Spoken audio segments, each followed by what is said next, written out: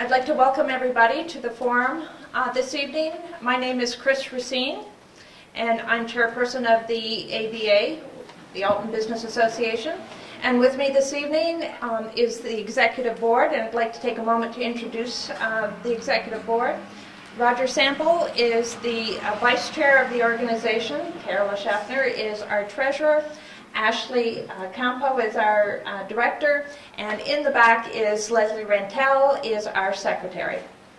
So again, we thank you for coming, and we applaud you for taking the time out of your busy schedules on this very important subject. Last week we had our first forum and had a wonderful attendance as of this evening. And I wanted to take a couple of minutes and share some things about the ABA. The Alton Business Association is a local association of business people organized to promote the commercial interest and welfare of the Alton community by providing information and assistance to new and existing businesses located in the Alton area, and by working with members of the community and municipal representatives to promote local economic development and enhance quality of life for the benefit of present and future residents, businesses, and visitors to Alton. The ABA is hosting the forums strictly as a community service to its residents in the town of Alton. We do not take responsibility for any literature that has been handed out, for any comments, questions that is presented this evening.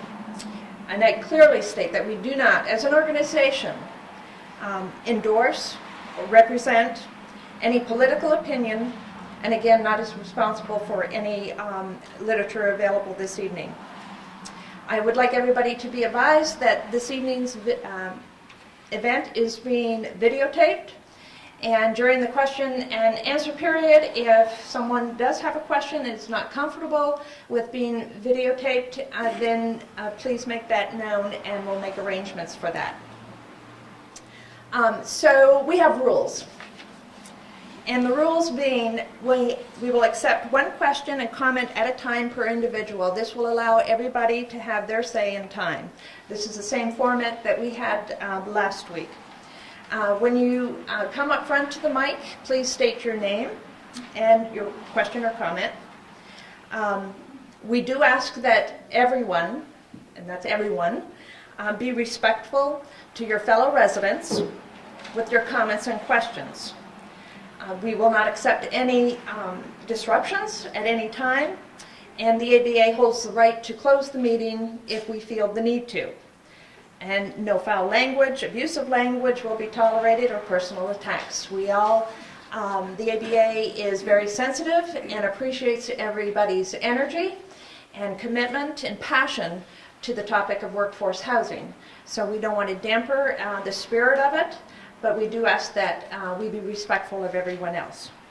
I do ask that everyone shut their cell phones off. And when you do come up to the front with your question or comments, please be careful, because there's a plug in the floor here, so we don't want anybody to trip. And I understand that this evening event is going to be posted in social media. So without further ado, I believe with our agenda, and if anybody doesn't have an agenda, there are some up front, so we can pass them out if anybody needs one. We have a lady in the back. So with further ado, I believe Mr. Perot is up next. Actually, Oh, it's Aaron. I apologize.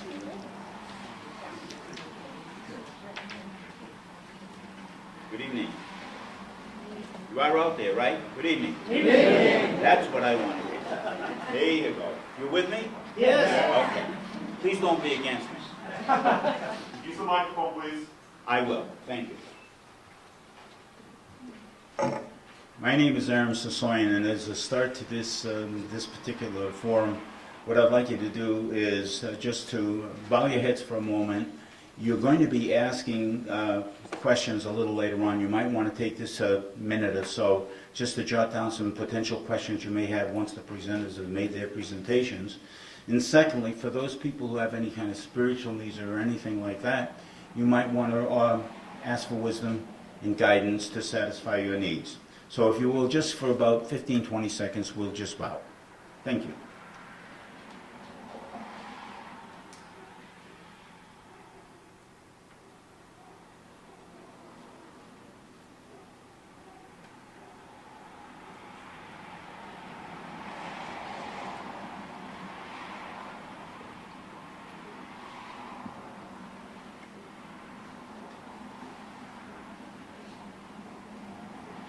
Thank you very much for your acknowledgement, ladies and gentlemen.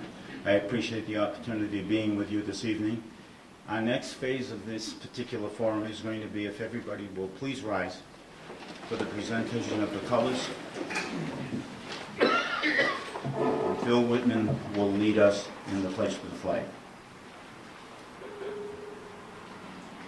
I pledge allegiance to the flag of the United States of America and to the republic for which it stands, one nation, under God, indivisible, with liberty and justice for all.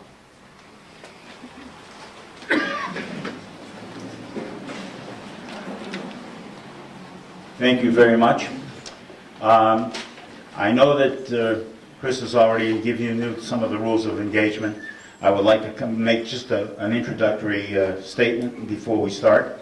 It's my pleasure to introduce tonight's, if you will, presenters concerning the topic of a somewhat controversial matter called workforce housing.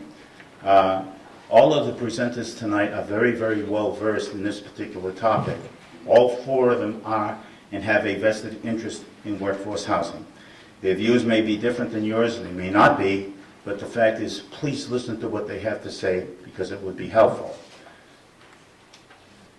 The other thing I'd like to do is, before delving into this somewhat controversial issue, you're reminded that our Constitution states that all citizens are given the freedom to verbally express their views, whether you are in agreement or disagreement with them. I urge all of you to listen to those presenting them these respective materials so that we may all gain maximum understanding. Our first presenter is very, very well known to the Alton community. Her name is Jane Cormier. Representative Cormier serves Belknap District 8 and works towards the needs of Alton, Bonstead, and Gilmanton tirelessly down in Concord. She began her political career a little over a year ago and is the supporter of small government and states' rights. She writes a weekly column in the Weir's Times and looks forward to educating New Hampshire with various commissions and how they will ultimately impact our community and our private property rights. Jane, please join us.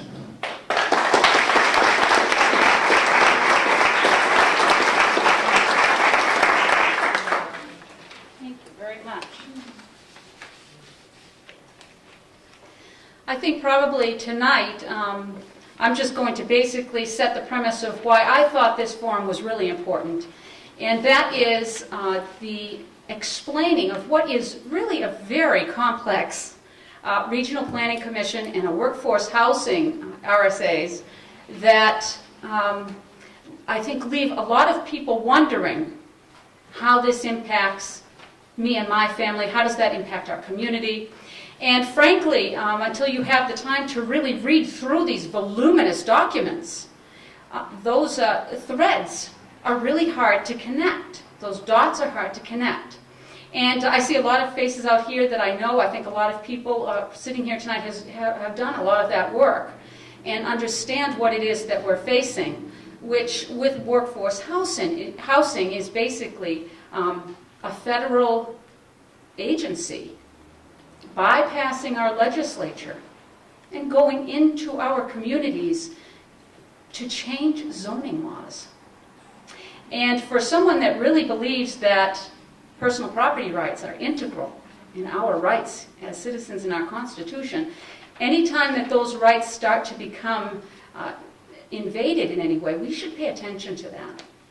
And the person who's going to really give you most of the information, and we're going to meet in a couple of minutes, has tirelessly worked to put this information forth. It's vetted information. It's information that you can read at your own time and in your own place, on the internet, following the documents. Much of it is culled right from the RSAs themselves. All of the wording that's in this debate between regional planning commissions and the workforce housing has an awful lot to do with understanding that your representation in Concord, in my viewpoint, is being usurped because we're not getting to vote on any of this stuff. The RSAs in 1969 were pretty much repealed and replaced. And they were replaced with a voluminous statement that went far beyond the intent of, I think, what this RSA was supposed to be, which was to allow municipalities to work together on projects. And that sounds good, and that sounds sensible. But what we turned into was a bloated Section 36 onward that to promote these purposes, well, we'll go a little back, a little further. I'll read from the beginning. This is in your RSA. If you go to your computer and you look up New Hampshire RSA 36, you're going to find this. You can read it, read all of it.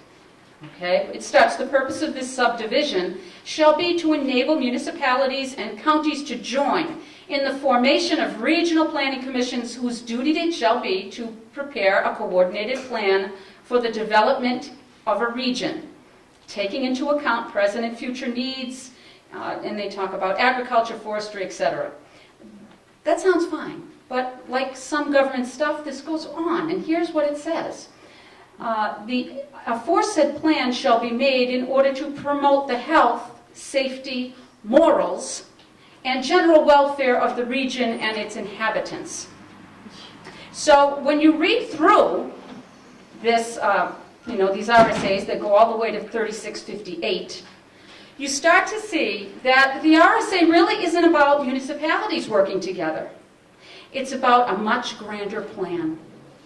We have Granite State Futures, which is a vessel to take our 9 regional planning commissions. We have 9 regional planning commissions that were developed from this RSA.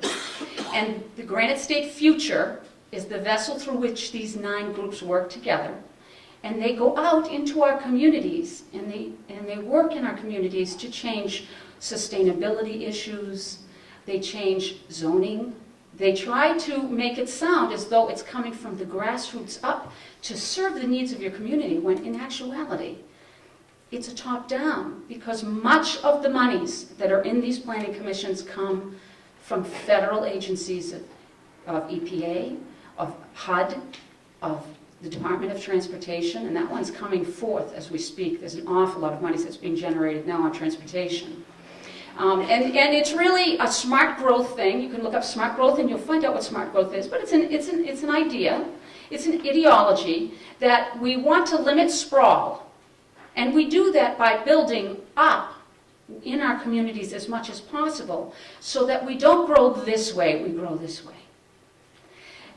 The workforce housing issue is huge because that's the phase that Granite State Future is working on now. And there's an awful lot of money at the table, folks. Let's remember that the free money that comes from the federal government is your money, my money, and everybody else's tax money. So nothing's free, first of all. Second of all, this money influences what happens on the community level. And once this is in play, we don't have much say. That's why forums like this are really important, because we can inform people with the facts, and then we can go back to our select boards, or we can go back to our town planners, whatever city or town government we might have, and we can speak up. And we can say, no, we don't want this. We don't want this. I want you to know, just in passing, because I'm going to get off the microphone here, but I think this is very important. I finally have been able to pull the Lakes Region Planning Commission budget. It's an $800,000 budget. $600,000+ of the budget goes to salaries and other professional, work. That means that all of this great work that these planning commissions are doing are paying people to play. They're not really going in to develop projects that are going to help our communities. You need to pay attention where the money is. If you have any question on what's going on here, follow the money. It will tell you very quickly what's going on. I want to introduce, or Aram, is this yours? Do you want to take it? Yeah, no problem. Okay.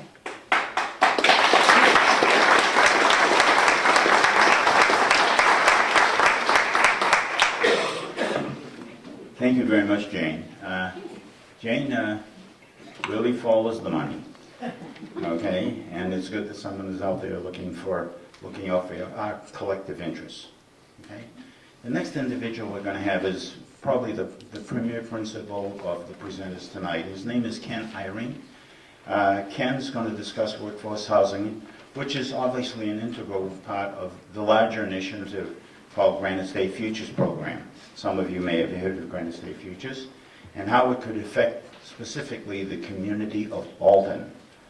The GSF is an umbrella program designed to implement the federal government's Sustainable Communities Initiative, called ICLEI, which is jointly managed by HUD, EPA, and DOT.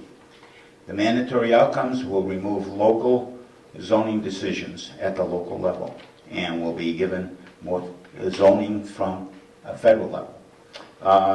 Ken has spent many hours studying the legally binding agreements, attended GFS-related meetings, and educated town selectmen and board members across the state. Please help me welcome Ken Eyring.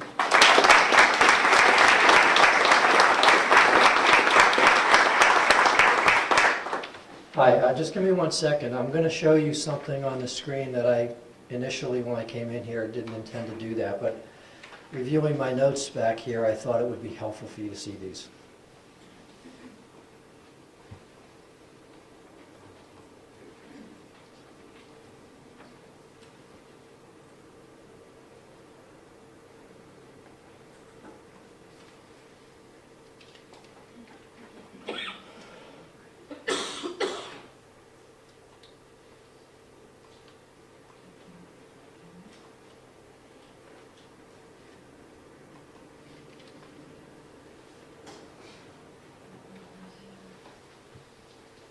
Okay. Can you see that?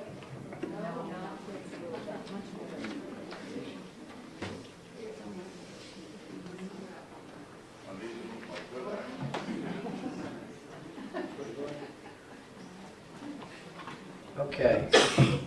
I'm going to try to do this without being too clumsy.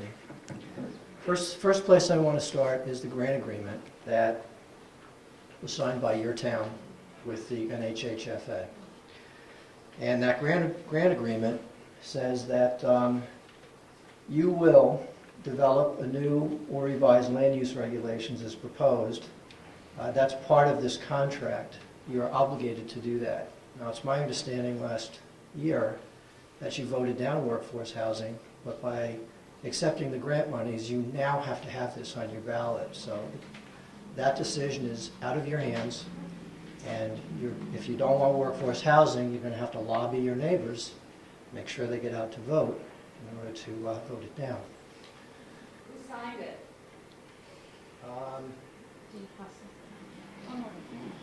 Yeah, I'll have to look that up. I can look that up when I'm done for you, but I have the whole document off to the side, I believe.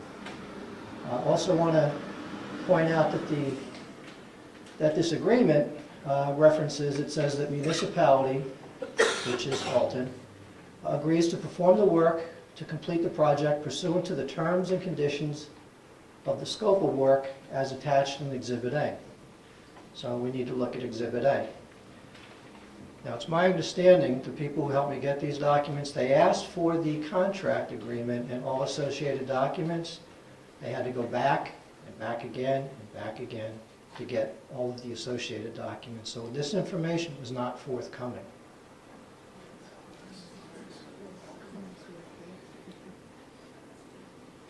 Okay, so this is Exhibit A. This is the scope of work.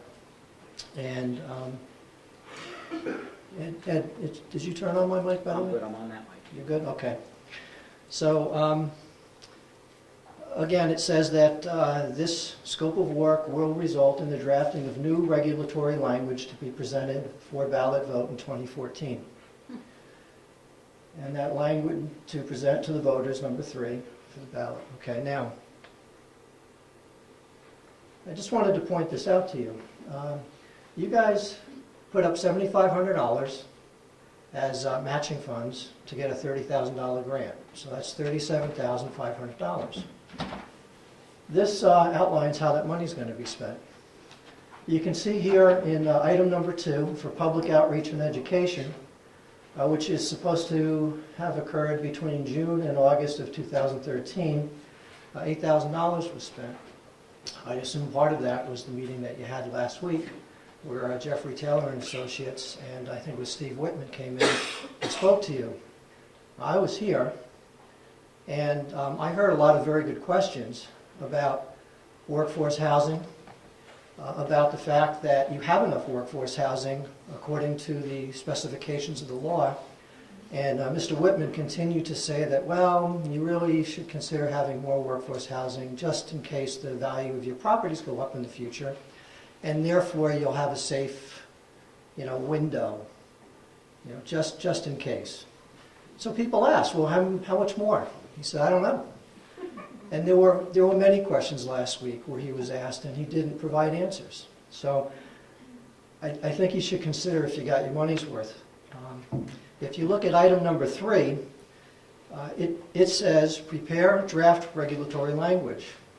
Now I'm making an interpretation here, so I could be wrong, but it says the new regulatory language to present to the voters for ballot vote in March 2014. So my assumption is this: they're going to help you write the warrant article. Now if you've seen warrant articles, they're about a paragraph long.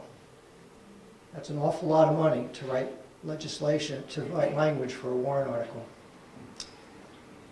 In addition to that, if that warrant article language was going to be used in other towns that perhaps they might have as clients, they could reuse that language. Now, I don't know that they have or have not, but it's just a consideration. How much was item number 2? Item number 2 was $8,000. Item number 3 was $15,000.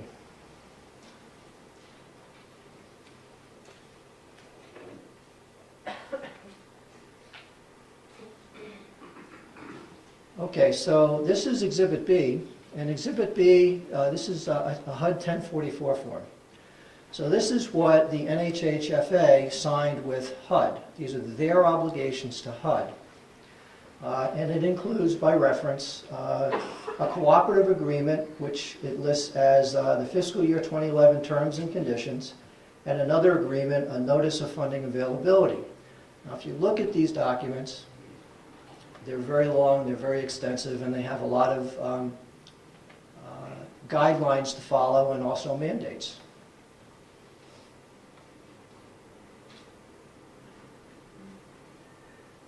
I've got this page here. This is under the deliverables in accordance with the NOFA and approved work plan and logic model. And item number C says signed and GTR approved consortium agreement that at a minimum must include the following organizations.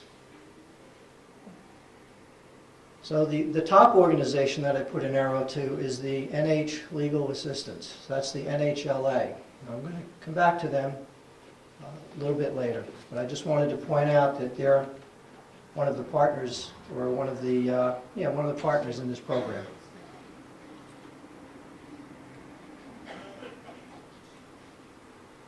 Now also in Exhibit C, there's a reference to fair housing and the civil rights laws. And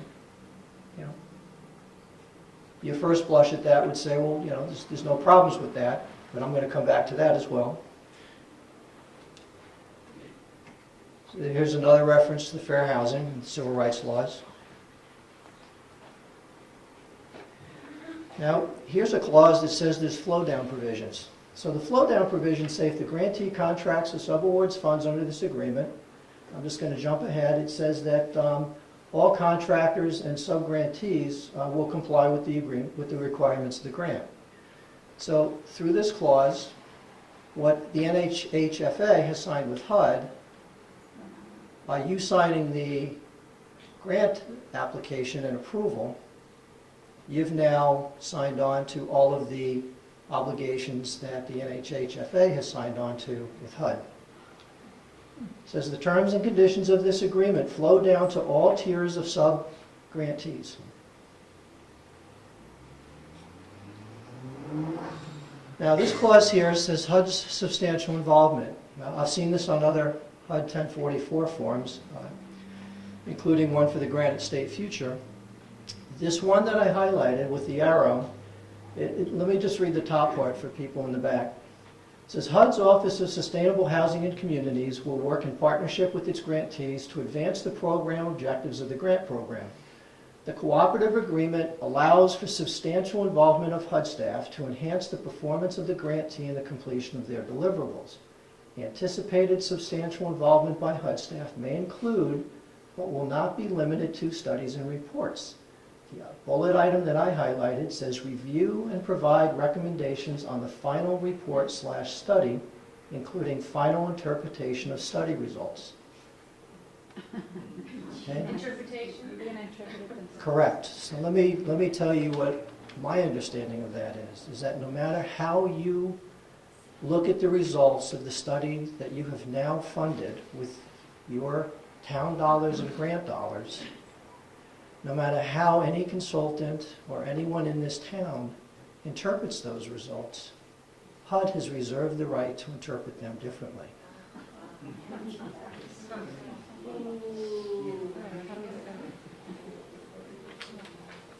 That's your interpretation.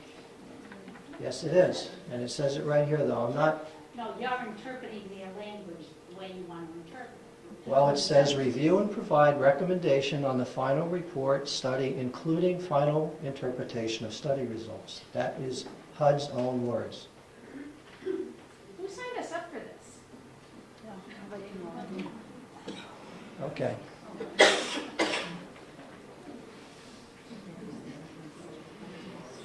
May I interject for a moment?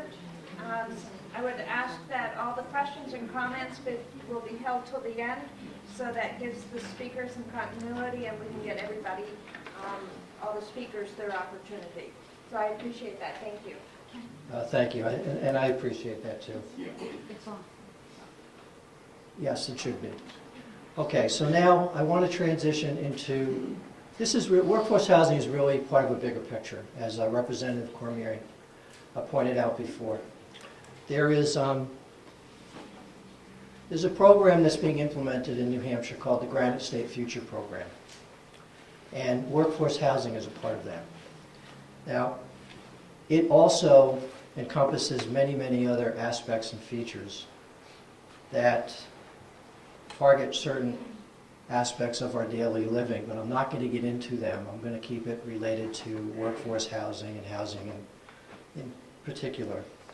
But the Granite State Future Program is an umbrella program that is being run by a consortium of 9 regional planning commissions in the state of New Hampshire. The federal program is run by HUD, the EPA, and the DOT.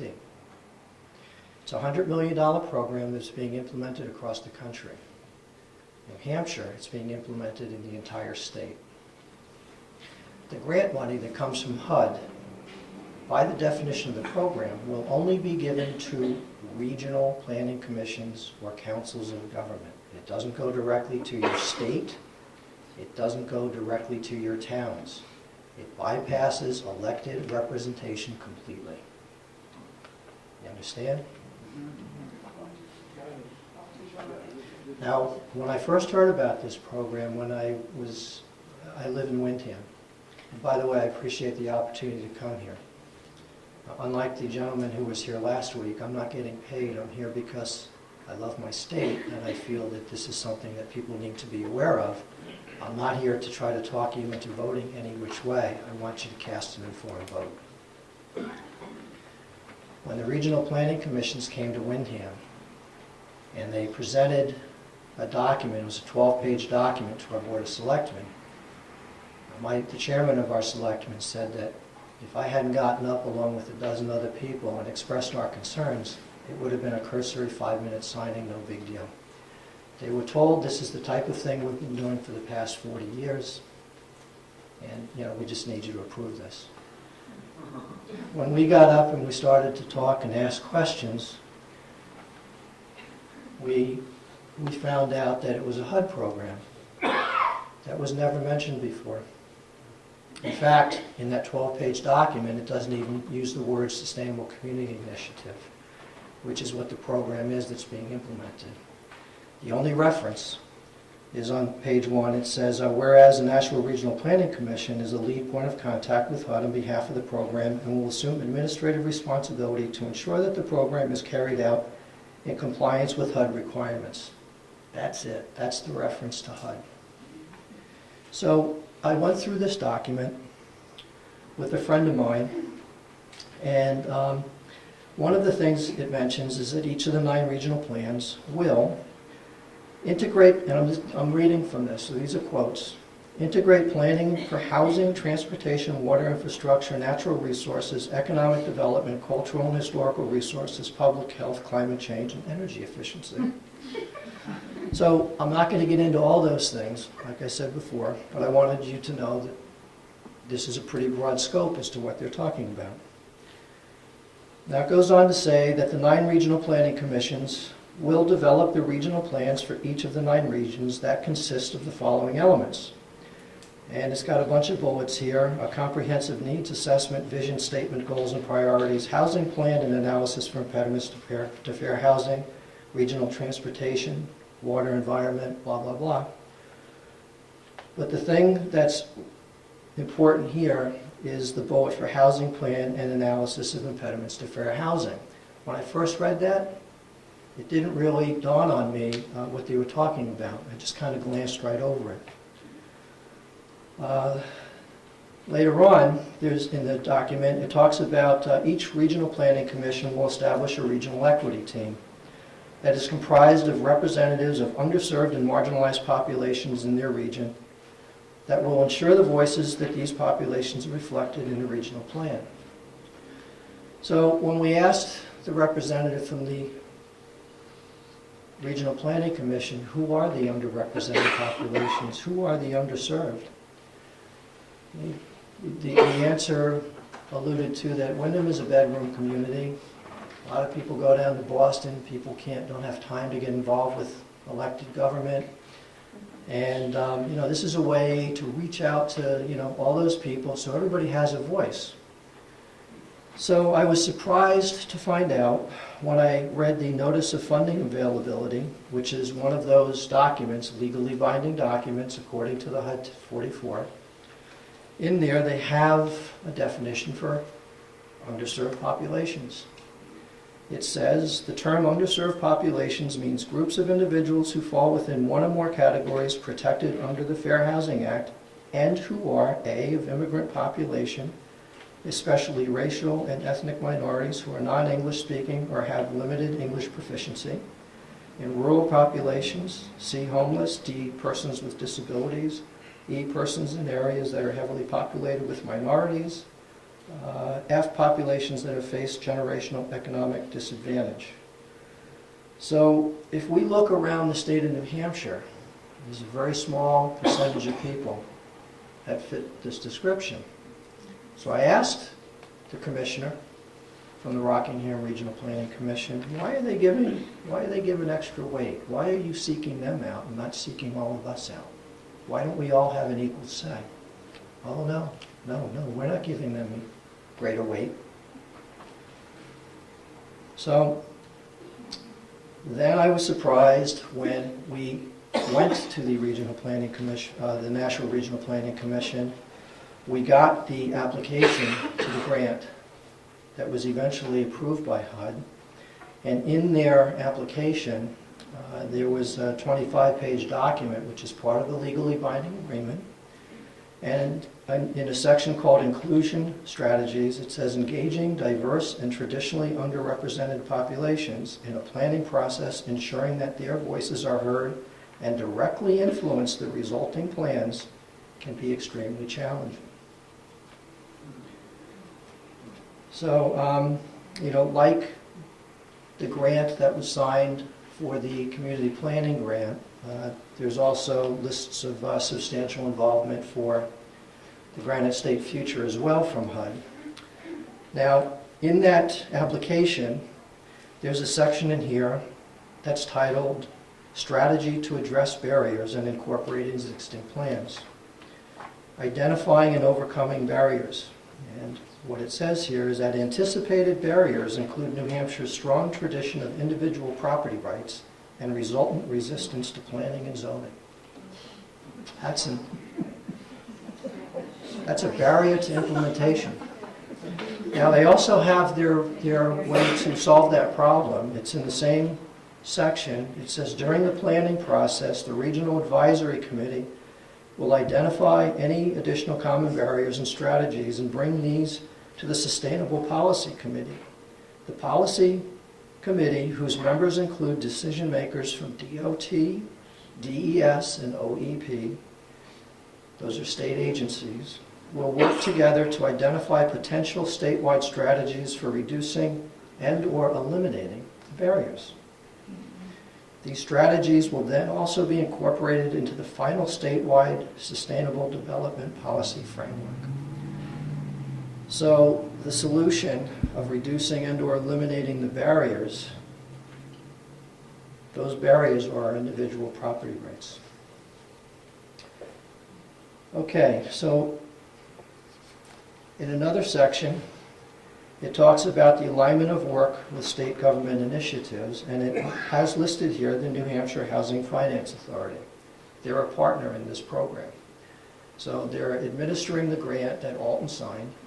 They're also a partner in the Sustainable Communities Initiative, and what they're doing for the Sustainable Communities Initiative, it says here, NHHFA will work to integrate into the Regional Plan for Sustainable Development its recent consolidated plan and analysis to impediments to fair housing choice. There's those words again. What does that mean?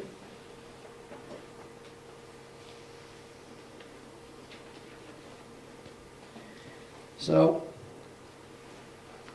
in another section, where it actually defines who the NHHFA is, it says that they'll participate on some committees. It also says, additionally, NHHFA will assist RPCs in developing housing plans that will address existing and future housing needs, assist in the development of impediments to fair housing choice. It goes on to say, let's see, in the narrative agreements, this was the application, talks about that one of the outcomes is to increase the supply of affordable housing within a half mile of high-capacity transit services, reduce the cost burden of housing for the region's very low-income populations. It says NHHFA will provide guidance to the RPCs and ensure integration and consistency with the state analysis of impediments to fair housing choice. It goes on to say that discrimination in local land regulatory controls are the first two cited obstacles to fair housing choice identified within the 2010 analysis of impediments to fair housing choice. New Hampshire's regional planning commissions, a recognized intermediary between state efforts and local governments, are uniquely poised to lead planning effort through the RPSD to promote alternative land use and development practices that will alleviate impediments to fair housing. So, there's a document that was produced called The Analysis of Impediments to Fair Housing Choice in New Hampshire. I just have some selected pages here. If my memory serves me right, I read this quite a while ago. It's like 100-something pages, and I think there's an appendix or two to it. But in this document, it says New Hampshire is a recipient of HUD funding and is therefore required to document that it is engaged in efforts to affirmatively further fair housing. U.S. v. Westchester County, a recent federal court case, makes it clear that these obligations to be taken very seriously and that local and state government officials can no longer, quote, gloss over, unquote, the civil rights certifications they execute when accepting federal community and housing development funds. Westchester County, New York was successfully sued by the United States and a housing discrimination organization under the Federal False Claims Act, alleging that the county had falsely certified that it was engaged in activities that affirmatively furthered fair housing. This case, discussed in more detail in another part of this book, should motivate state and local governments to conduct more meaningful analysis of patterns in segregation and structural impediments to full and integrated access within their communities. Down below it says, this is the second time the NHLA has produced the analysis of impediments under contract with the New Hampshire Housing Finance Authority. So the NHLA, who is a partner in the community planning grants, also wrote the analysis of impediments. Now, when I read this about the lawsuit with Westchester County, I found out about that the day that I was going to make a presentation to the selectmen in Windham. And I was so concerned about all the things that I had read up to that point, which was only over 3 days, but with a friend of mine and myself, we probably spent 10 to 15 hours each of those days leading up to it. I was so concerned on that Monday, I called the county executive's office in Westchester County, and I got his secretary. And I explained my concerns, what was going on. We were being asked to sign on to the Sustainable Communities Initiative, and I asked if my concerns would resonate with anyone in her office. She said, oh yes, in fact, I'm sure the county attorney will want to talk to you himself. She said, he's very busy today, but I'm sure he would like to talk to you. I will have someone call you back. About 45 minutes later, the chief of staff called me back. We spoke for at least half an hour about the issues that are going on in Westchester County. And the settlement was because there were some clerical errors in the filing of the paperwork. And when the settlement was done, there was no guilt that was assigned to either party. But the previous county executive felt that it would be better to settle rather than to pursue the possibility of having to be found guilty, and then the damages would be more. The settlement was for $51.6 million to build 750 homes in Westchester County.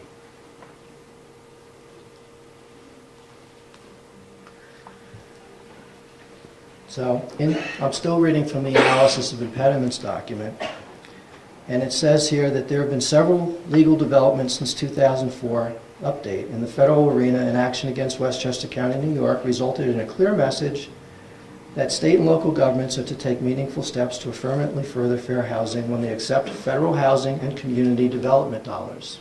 That's what you've just done. Now, who are the authors of this plan, of this analysis of impediments? There's 4 of them that are listed. Christine Wellington, she's the managing attorney for NHLA's Manchester office. Daniel Feltus, he is a staff attorney with NHLA in the Concord office. Christine Lavallee, she manages the NHLA's housing law program and coordinates its fair housing work. And Elliot Berry, he is the managing attorney for NHLA's Nashville office. I'm reading this directly. He has been lead counsel on many groundbreaking appellate cases, including Britton versus Chester, a landmark affordable housing decision codified under RSA 674:58, the new workforce housing law, referenced in Part 3 of this document. So he is closely tied to the law on the books now that's brought all of you here together tonight.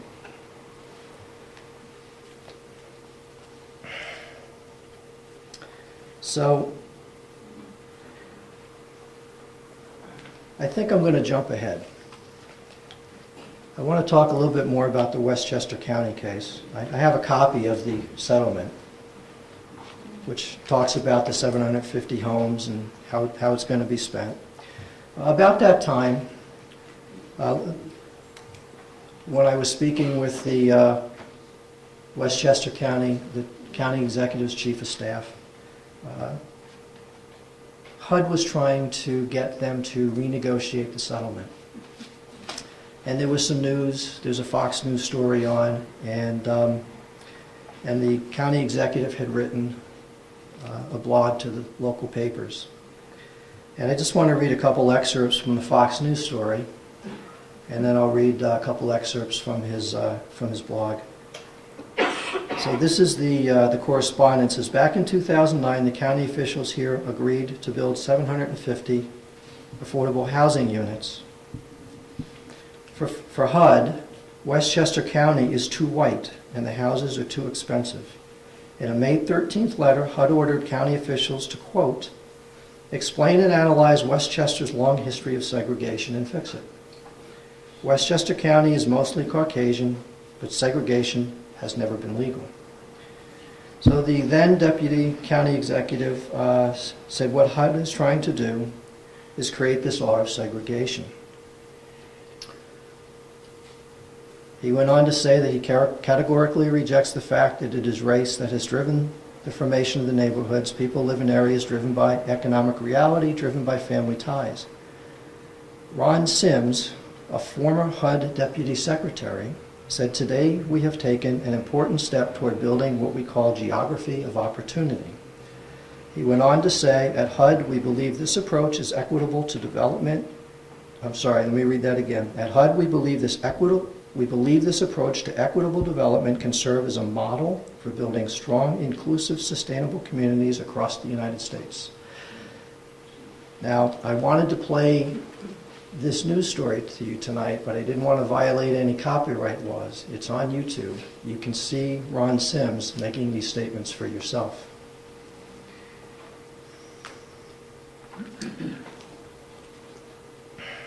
So Rob Astorino, who's the county executive, said that this is government gone wild. It is social engineering at its worst. This is the model that they want to move around the country to every county and every town.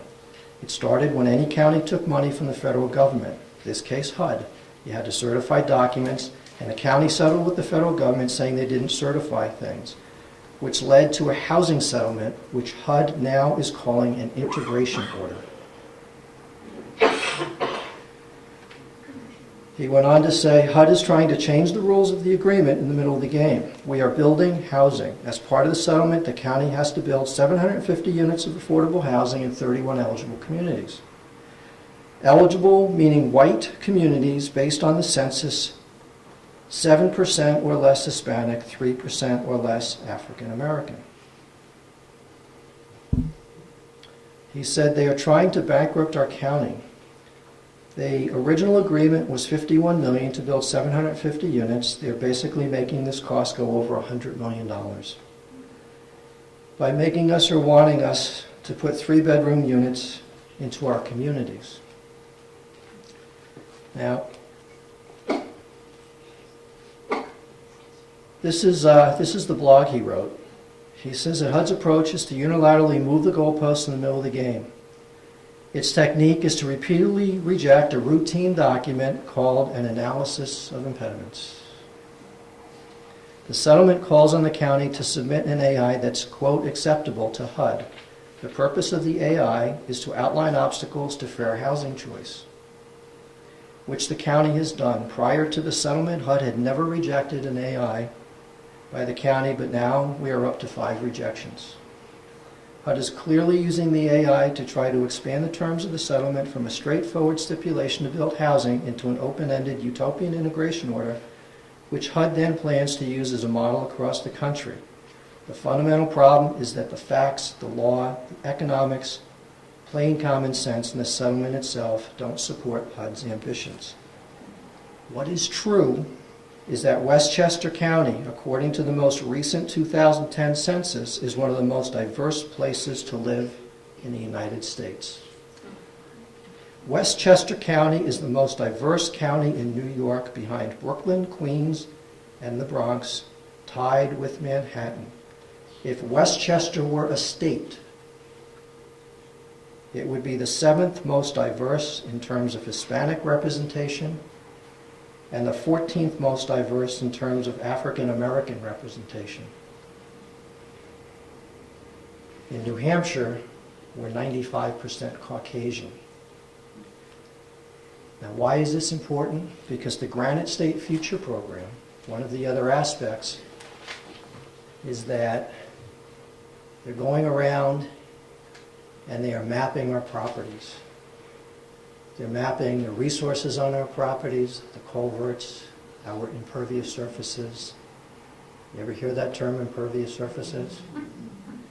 They're taxing people for rain in Maryland because they have impervious surfaces based upon the percentage of impervious surfaces on their property, because the HUD imposed a $14.1 billion solution to rainwater falling from the sky. HUD is a partner in this program. Demographic data is part of the data collection. So it's important for us to understand the scope of what's going on here. So I just want to read one more comment from the county executive, and then I have a video I want to play for you.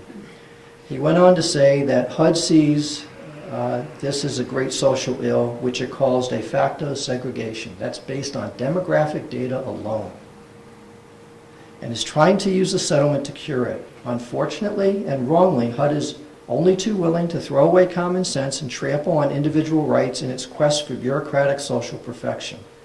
Evidence of HUD's overreach include the following unjustified demands: that the county dismantle local zoning laws, a power HUD knows full well the county does not possess, as New York is a home rule state.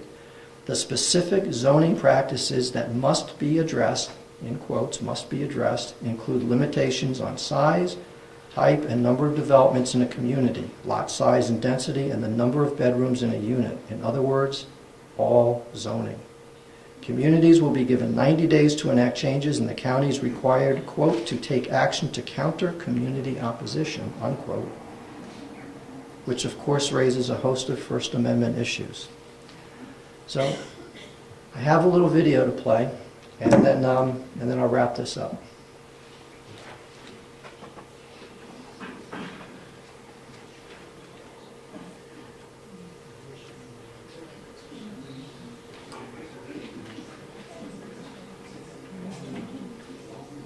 A quick history.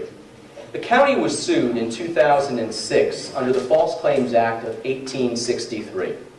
The charge was that the county accepted federal dollars from the Department of Housing and Urban Development, but failed to study whether race is a factor in housing opportunities. In 2009, former county executive Andrew Spano and the Board of Legislators settled the case. And critically important, there was never a You know what? I just want to make sure I introduce this properly. This is Rob Astorino, the county executive of Westchester County. This is a speech he gave in March of this year. This is State of the County this year. Okay? We talked about the settlement back in 2009. I talked about HUD was pushing for changes in the settlement. That was part of, to raise it up to the cost of $100 million. This is where we are today. Okay? I'll just start it over again. It's only seconds.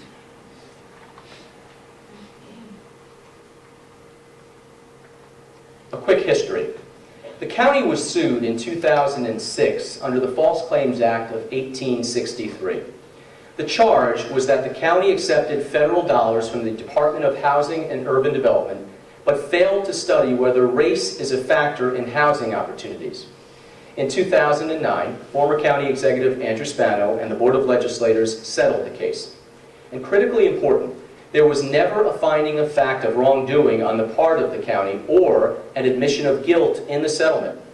Instead of going to court, the county and the federal government both agreed to settle under the following terms.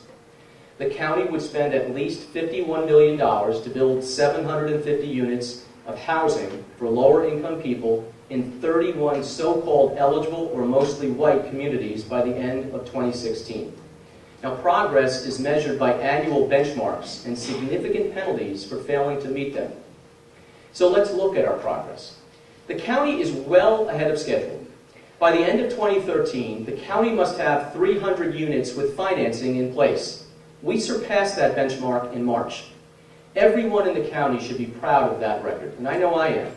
Not just because we are meeting our obligations, but because of the way we are doing it, by working cooperatively with our towns and villages. And I'm proud of how, through the decades, the communities have been building affordable housing, not just to meet their own needs, but also the needs of the entire region. And we have more than 50 awards to show for it, even some from HUD. And for the record, I am proud that Westchester is the 4th most diverse county in all of New York State in terms of African Americans and Hispanics. We are tied with Manhattan. And Westchester's diversity is one of our greatest strengths. And as county executive, I will defend with every tool at my disposal the right of people to live in any neighborhood in Westchester, in any home they can afford. And let me say this very clear. There is absolutely no place for discrimination in our county.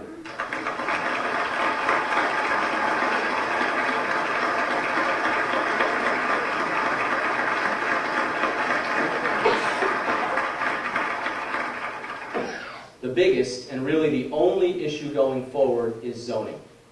The federal government has a very different agenda and vision for Westchester. In fact, HUD calls us its, quote, grand experiment.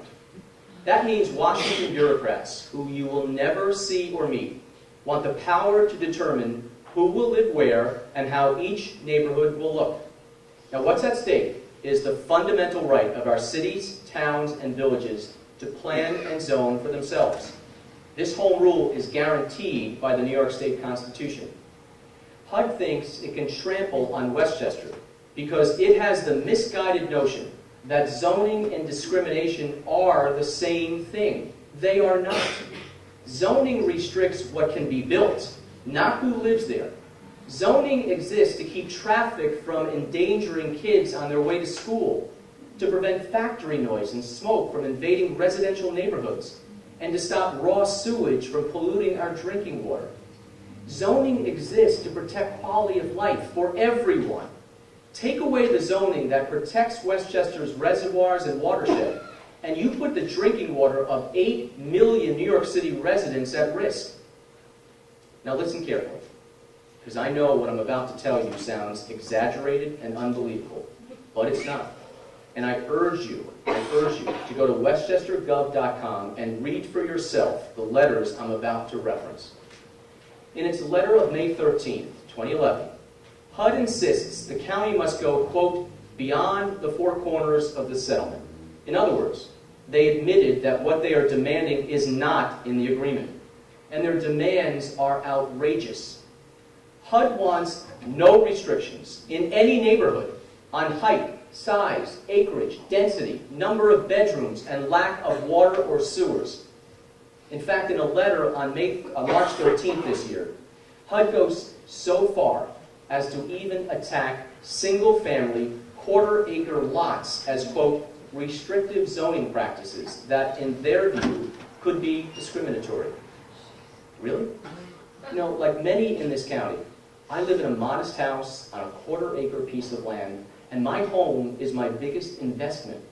And I thought working hard, paying your taxes, and one day paying off your mortgage was the American dream. Now think about what's at stake.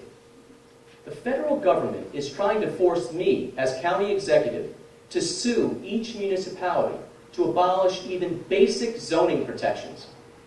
Now what does that mean for you if that happens? It means the neighborhood you live in today could change over time, and there is nothing you can do to stop it. A 5-story building or higher could be put on your street, not only by HUD, but by any developer. Because if you take away the zoning rules for HUD, you take away the rules for everyone. And that's not all. New demands by HUD just keep on coming, each one more overreaching than the last. In that same March 13th letter, HUD contends that the settlement's requirement to build 750 units of affordable housing was just a starting point. The county's target is really 10,768, based on an old 2004 Rutgers University study that was never even accepted by the county. Let me say that number again. 10,768 housing units. That's almost 15 times the settlement's requirement. And that study allocates a number to each community. Harrison, 756 units. That's more than the entire settlement. North Castle, 712 units. Bedford, 396 units. Scarsdale, 160 units. The list goes on until you reach 10,768. Now, put a dollar figure on 10,768 units, and the cost is between $700 million and $1 billion. Now, to come up with $1 billion, we would have to raise county property taxes 200%. 200%, at a time when the state tax cap is 2%. How's that going to work? And that's just county taxes. School and local taxes would certainly increase too, along with crowded classrooms and a strain on services. And here is what is so frustrating. We have tried to work with HUD. They ask for something, and our staff spends hours and hours to provide them with volumes and volumes of data. For HUD, zoning has become a civil rights concern, and they told us to review their list of 6 restrictive zoning practices. So we did. We studied and analyzed them across all 853 zoning districts throughout Westchester. Then we applied more than 30 additional criteria. In all, we looked at more than 26,000 data points. Conclusion: Westchester zoning is not exclusionary based on race. The major impediment is economics. People live where they choose and where they can afford. HUD wasn't satisfied. Now they wanted a legal analysis. So we asked Professor John Nolan of the Pace University Land Use Law Center, a leading expert on affordable housing. So he conducted a separate legal analysis. And guess what? His conclusion supported ours. Each time we've asked the federal government to provide proof of exclusionary zoning, they come up with no answer. And they certainly have no answer for this. How could the zoning in the settlement's 31 eligible communities be exclusionary if the county is ahead of schedule building affordable housing in those communities?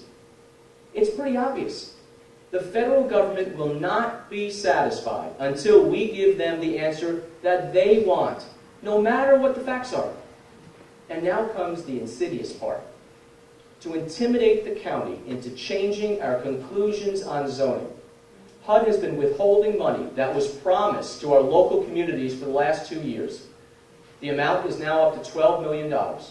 And this money not only goes towards affordable housing, it goes to communities that have nothing to do with the settlement, and some of Westchester's neediest residents for programs like homelessness prevention.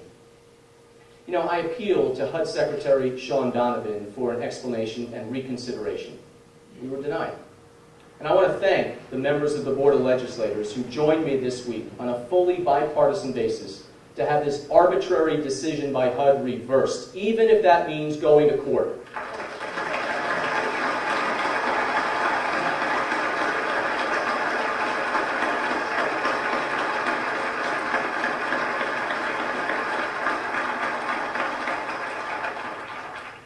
So, we've been at this for more than 3 years, and frankly, it is very tiring and disheartening.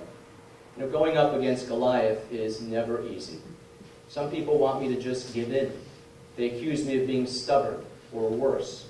Believe me, the easiest thing for me personally would be to cave in, blame it on the past administration, and not worry about the future. But how do you give in when you were taught as a kid that you have to be willing to stand up for what you believe in? And what you know as an adult, that the thing you treasure most, freedom, is rarely regained if lost. So when you hear me...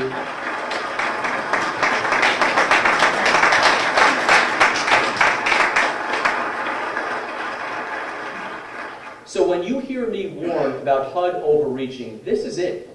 31 communities becomes the entire county. 750 units become 10,768.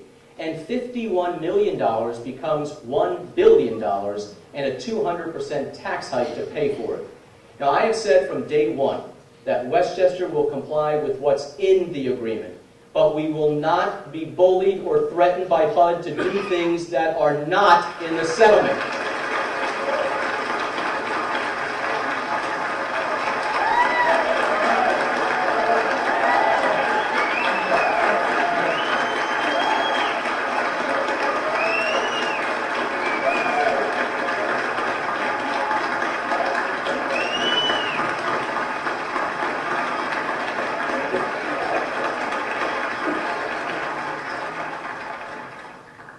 It all comes down to this.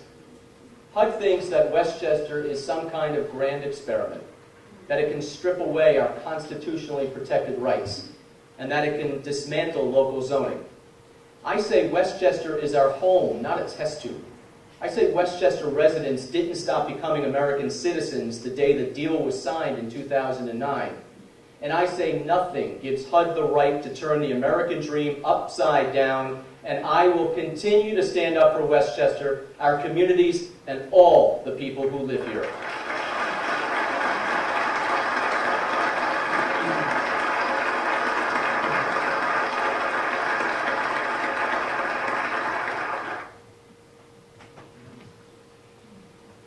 Okay, so I wanted you to see that because this is the type of thing that we are being set up for. The Granite State Future Program is mapping our demographics, they're mapping our properties, the zoning, and by signing on to the Granite State Future Program, communities were not being tied into the obligations that the RPCs had signed on to with HUD. But by signing on to community planning grants and other types of grants where your town is directly obligated, now you are. So you need to think about these things going forward in the future. And you also need to think about two questions. I'd respectfully ask you to consider these two questions. Who really owns your property? And who can tell you what to do with your property? And where does our Constitution empower unselected bureaucrats to mandate that you give up any of your property rights? Correct. The people who are behind these programs are unelected. It's happening at the federal level, it's happening at the state level, and now it's happening at the regional level. We, as residents of New Hampshire, do not have representative government officials overseeing our interests. This is a real problem. So I think, as Representative Cormier said, she's going to try to address this issue in the next legislative session. Very important that we all give her our support. Very important that when they talk about this in the State House, we go down and tell them how we feel. Thank you.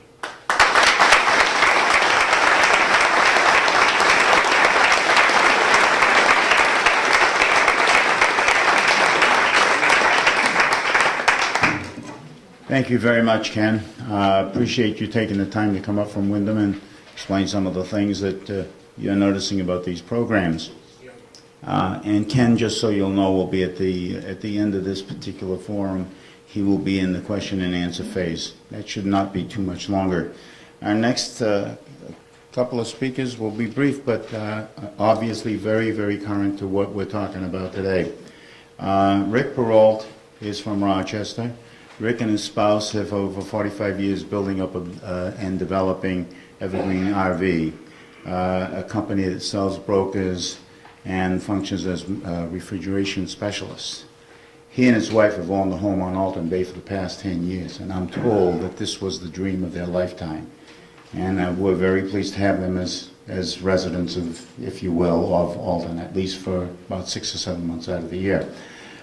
He's very involved in many of the community projects within Rochester, including workforce housing, the initiative, and he regularly attends, at least in my view, regularly attends a lot of the board meetings here in Alton. So he's an active landowner here, and he's an active person who really and truly wants to make sure that his investment in Alton is worthy of him and you. Thank you. Rick?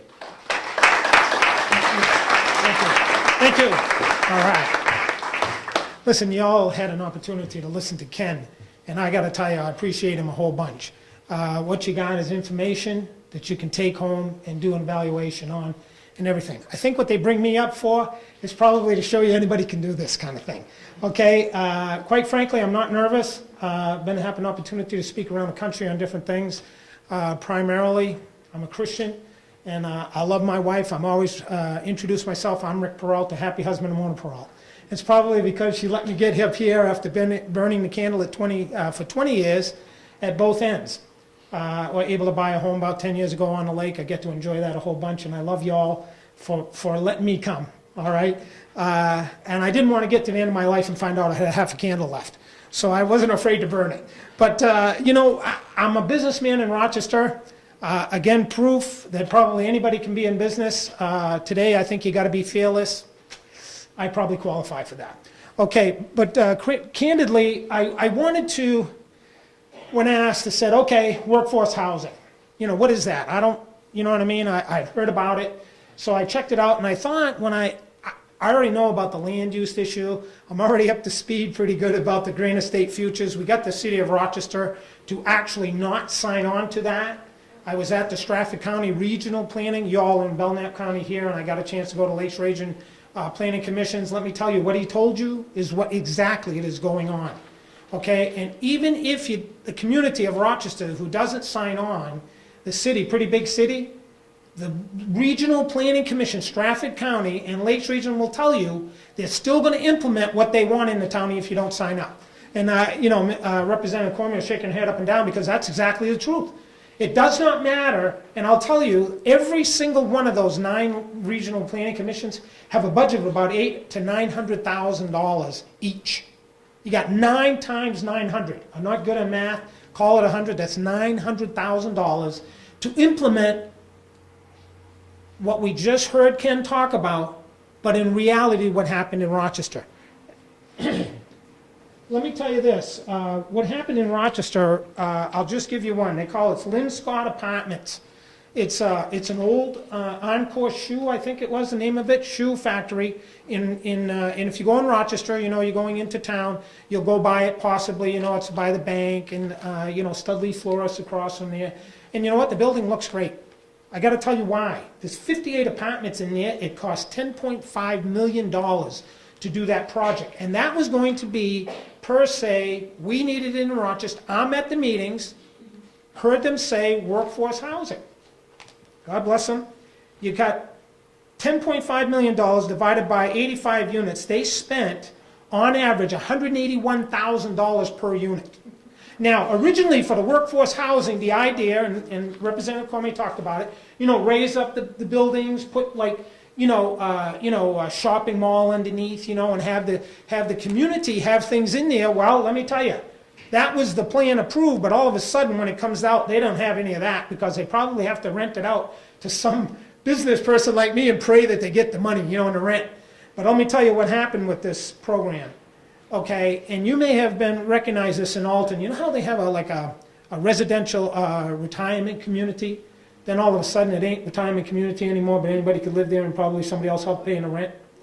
Guess who's somebody else paying the rent? You are. Okay, I don't know how to talk about anything else. Don't tell me about a grant. Tell me about taxpayer money. Don't tell me about, stimulus money? Let me tell you what. When the Grain Estate Future program came out, they got to get this extra $3 million, is it? I'm not sure. Call it $1 million. I don't care if you call it whatever it is. What it was really, when that $3 million comes, it already been through the government filter. I'm not saying it was $4 million, $5 million, $6 million, $8 million, $10 million before it got down to the lick log over here at $3 million. Like I said, they brought me in to entertain you. You know what I'm saying? Rubber meets the road or something. I'm not the expert, but I'm going to tell you what. Here's what happened today. They got a waiting list in Rochester to go live there because they got the rate down here and you got subsidized housing. Somebody else has helped paying that person rent. Let me tell you, here's the problem. I've got a guy that I know very well. He's a state rep in town. And I got to tell you, I have another one that I pray that Sue DeLamus gets to be my rep. I'm in the city. Whenever you go into Concord and you run into a rep like Representative Comeau, I give mine a hug. You know what I mean? Sue and I are very close, and Jerry and Mona and I are personal friends. But I have to tell you, when I was in I heard her at a hearing that I was at, and it was about voter fraud. Now, I know we're going off target here a little bit. But I'm going to tell you what, for the very first time that I was ever in Concord, I felt as though I had representation. I'm going to tell you this, okay, I vote in Rochester, I maybe spend half my time here, but candidly, that gal right there, I'm real proud that she represents this community in Concord. Sorry, it's not, I'm not your campaign manager, but I'd like to be. Okay, but you know what it is really, what this is? I can't not sing, and I cannot hit 300 baseball. That's why I had to go in the selling business. That's how I got my lake house. Anyway, okay, here we go. Now, here's the problem. We have a guy, landlord in town, that through this workforce housing, and let me tell you this, in Rochester, because that's what they asked me to speak about. I can't tell you how many, but I'm going to talk 1, 2, 3, 4, 5, 6, 7, 8, 9, 10, 11, 12, 13 different projects in our town. 625 rental units of this stuff that I'm talking about that are available in the town. That's probably, elderly, but all of a sudden isn't elderly anymore. Okay, maybe some family, 204 of those. And I know when they came up here, I got to tell you, I'm sitting here last week and they tell me, oh no, this is coming from the state. They don't know nothing. They didn't know nothing about Westchester County. I'm telling you, when you send your planner to all those things and he goes to a seminar, listen, I've been to a lot of seminars, okay? You got to teach me, I wouldn't have made it in business if you didn't try to teach me something. They're going to feed them during the day. We're paying them a day's wage. We'll get them over there. You know what they're talking about? Westchester County. And how to make sure when they come here to fluff it off, oh, no, it ain't that. Don't worry. Oh, no, it's for the community. But really, they don't want to tell you. All of them guys are in hoots together. Now, what do they call that thing when it gets on the ballot? One of you have to help me with this. Warrant article. Can I tell you what? I suggest you all get a warrant article. Get rid of your planner.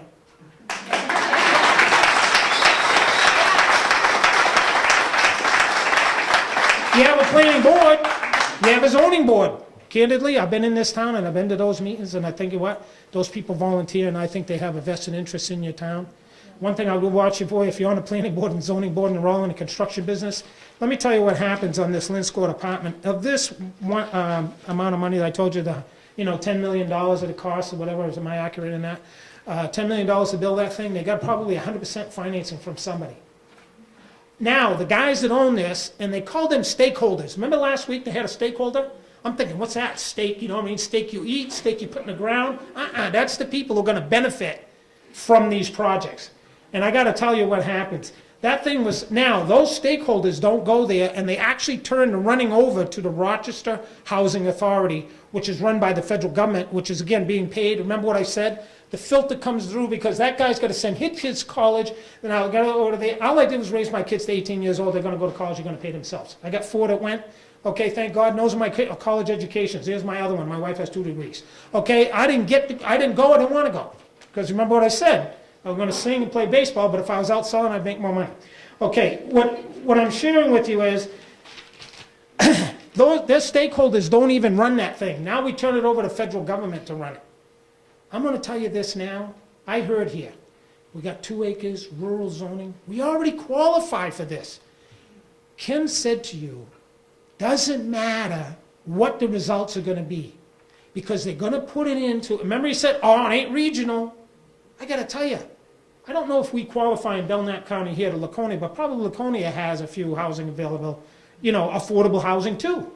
I'll tell you what, my house is not a $5 million house on the lake. I call it affordable housing. You know what I mean? I could afford it. It took me 20 years to get it. You know what I'm saying? But candidly, what would it, truthfully, you have an opportunity here, and I have to tell you, I am wonderfully blessed to be in this town with you because I saw you do something on Common Core. I saw you do this thing. Let me tell you what.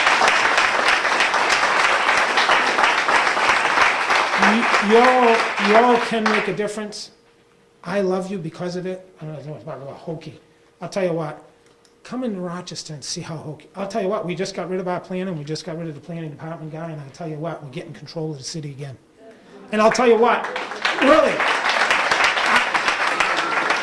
I said to him the other day, anytime you're going to take government money, it ain't free. Representative Comeau told you that. You all know that. Because I'll tell you what, I go down there and I pay my tax bill. Anybody can check on it. It's current. You know what I'm saying? I ain't waiting to get it paid or anything like that. I don't come in early with it. You know what I mean? I don't want to have it early. You know, I get in there a couple days before it's due. But quite frankly, and Mona asked me today, you got the tax money for this winter? I said, oh, honey, we got it. Yeah, we're on it. You know what I mean? Things are popping. But, and they have to be. You know what I'm saying? With Steve, you know what Steve, the landlord, told me? Waiting to get into that Lynn Scott apartment, all of a sudden, his apartments now don't rent for the same amount. Or he can't get them filled. And if that's the case, then he cannot maintain his properties or improve his properties.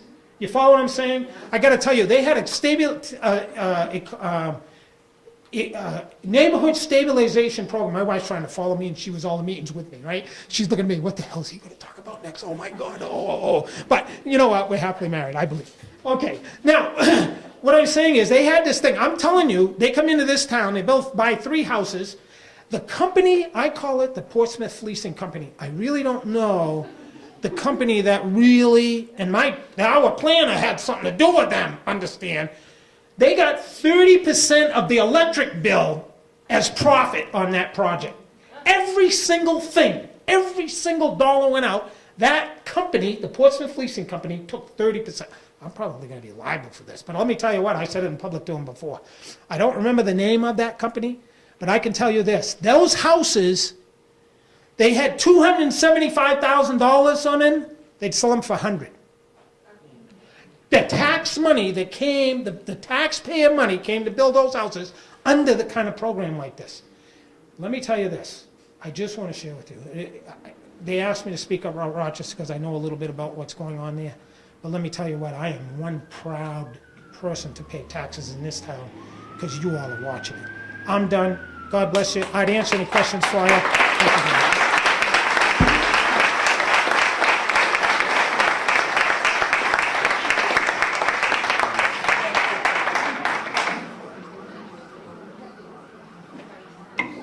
Our final presenter for this evening is Ms. Sylvia French. Sylvia, where are you? Right here. There you are, dear. Okay, fine. Why don't you come up and talk about your experiences, not only in Littleton, but also relating it to what could possibly happen here in Alton.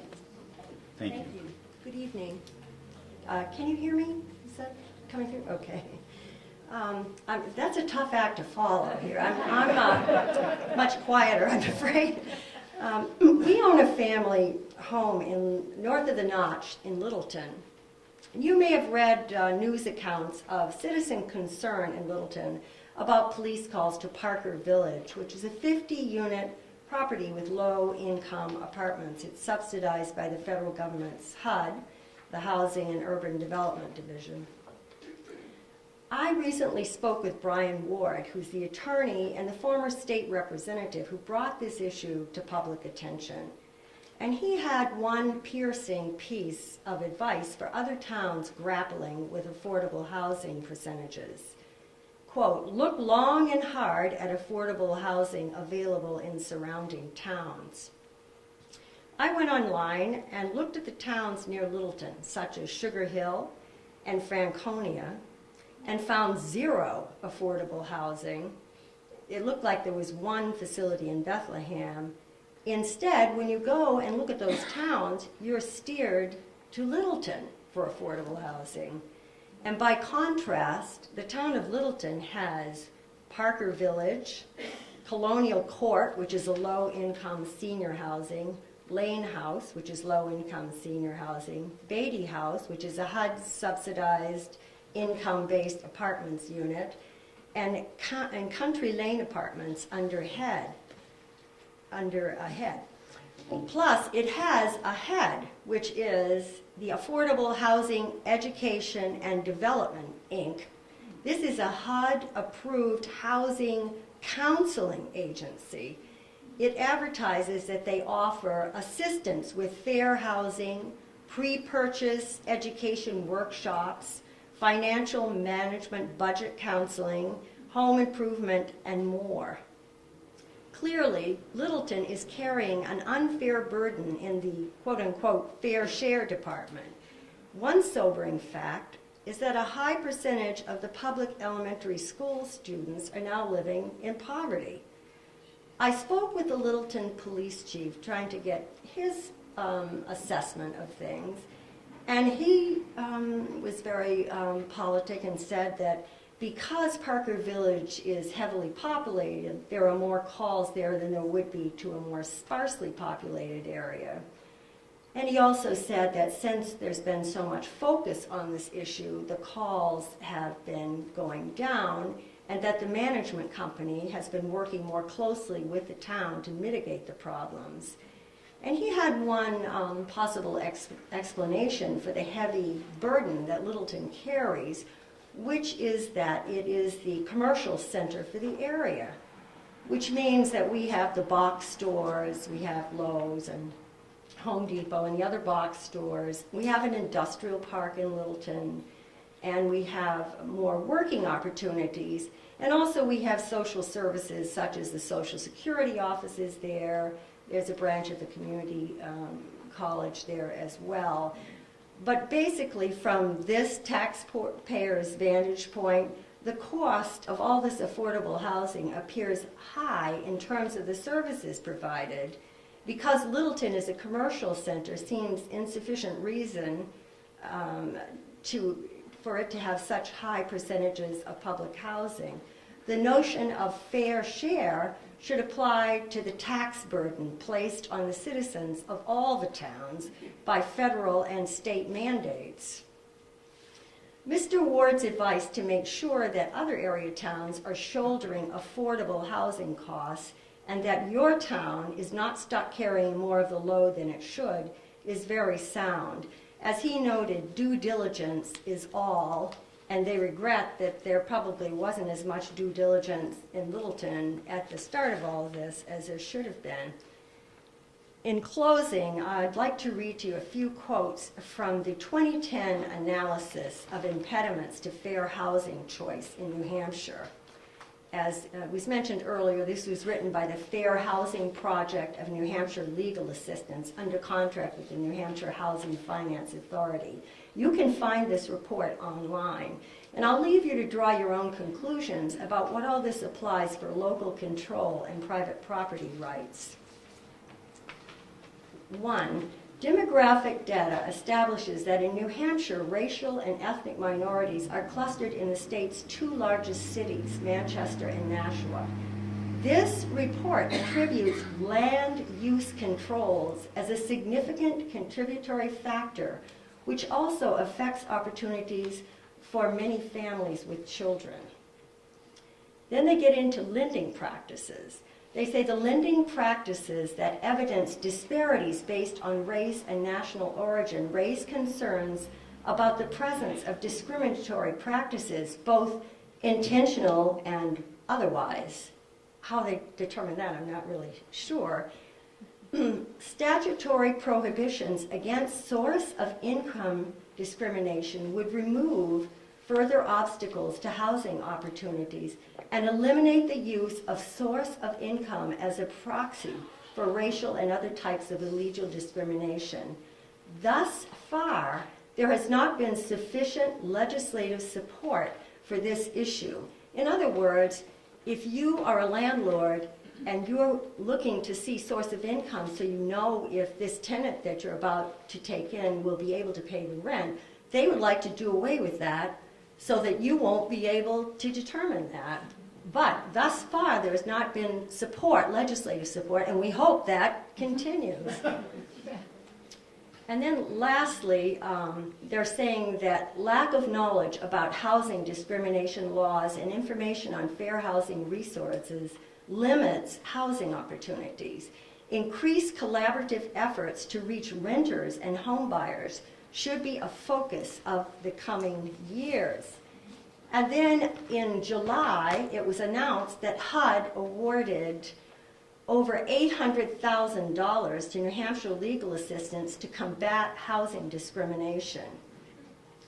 And according to the press release about this grant, they will conduct systemic testing and provide phone-assisted counsel and advice or full legal representation as applicable to those in need of fair housing assistance. They will expand their work to identify and develop cases and strategies that help address systemic issues identified in the 2010 analysis of impediments to fair housing choice in New Hampshire. So I put this out there for you. This is something you really should go look at, this impediments to housing choice, because it's a real eye-opener. Thank you.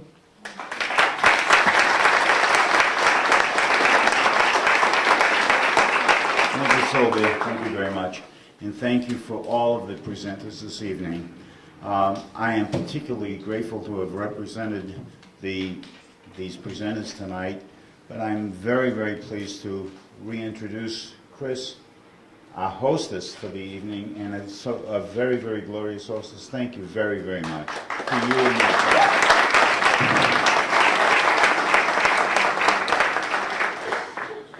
I also would like to thank the presenters.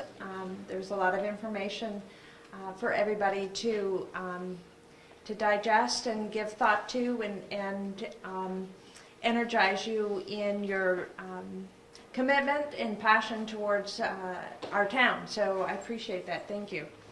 I want to mention that there is coffee and water and some goodies in the back if everybody would like to help themselves. And we'll begin the question and answer period. And if people would like to come up to the mic and ask their question or make a comment, you're happy to do so. We do ask that you state your name before stating your question. Do we have the first volunteer? Maybe we can take a few lined up so we can keep the motion going. Okay. We're going to limit questions and answers, because I'm sure there's a lot of you out there that have comments. You'll have 1.5 minutes to state your question or comment, so that everybody has a chance. So I appreciate that. Thank you. Yeah. And please watch your step over here for that wire, okay? Do you get in line, or? Yeah. We just want to keep it moving. Okay. There's a lot of people who want to comment. Good evening. My name is Vince Marola. I'm from Wolfboro. I have a general question. Aside from Representative Comeau and School Board Member Carlos Martinez, are there any other either elected officials or members of various boards of Alton or any other town? I know that I emailed all of my boards in Wolfboro, and I'm wondering if any of them showed up. Do we have any? Could you stand up and state your name and town you're from and what your position is? Ray Howard, Alton, Planning Board. Thank I had you. to think for a minute there. I'm involved in discovery too. Roger Sample, I'm also on the Alton Planning Board. My name is Tom Hoops, I'm also on the Planning Board. Oh, thank you. And I think it's great that that you showed interest in the show and came to this meeting. It seems very odd to me that we were told last week by Mr. McWilliams and Mr. Whitman that they were interested in public output. I don't see them. Where are they? They're at a meeting tonight. Okay. Well, that's good to know. All right, thank you. Thank you for coming.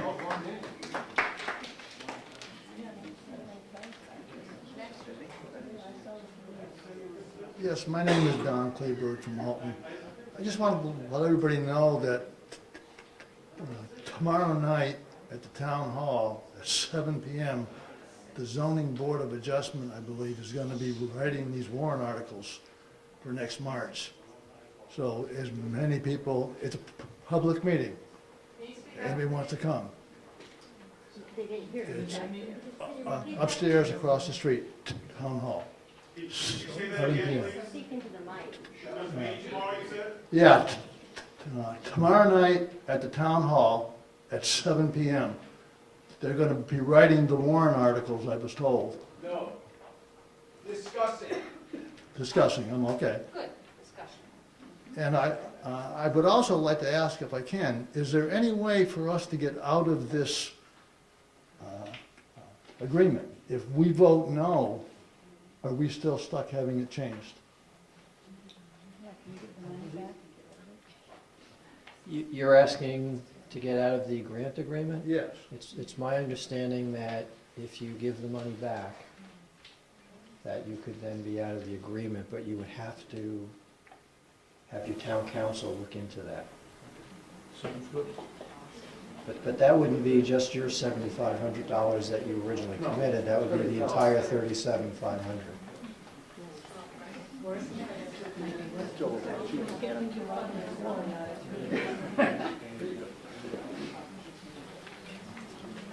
Hi, my name's Robert Tiffany. A lot of people call me Bob. My wife has other names, but this is mixed company. I've lived in Alton about 12 years. Prior to that, I lived in Seabrook for 42 years. I was involved down there to some extent with local government. I served on the budget committee, among other things. But I'd like to make a comment before I ask the question. I have a very good friend, very close friend, who is chairman of the planning board in a small Maine town just over the border. They put a grant into HUD for an application for a grant to study urban business development along one of the major routes in their town.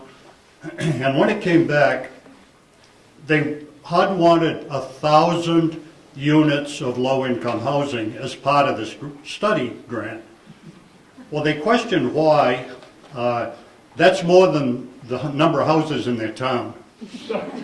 And it turns out that the city of Portland, which is 30, 40 miles away, has 3,000 Somalis that they need a place to put. Now this town has no sewage, no water, can't handle 1,000 houses, although they have plenty of room to build them. So they said, no thank you, keep your grant, keep the money. That was a good move. Now my question is to all of you, and I have never gotten an answer, so it's kind of a homework assignment. I'm going to ask all of you people, can you please find out who is pushing this and why? Right. Thank you.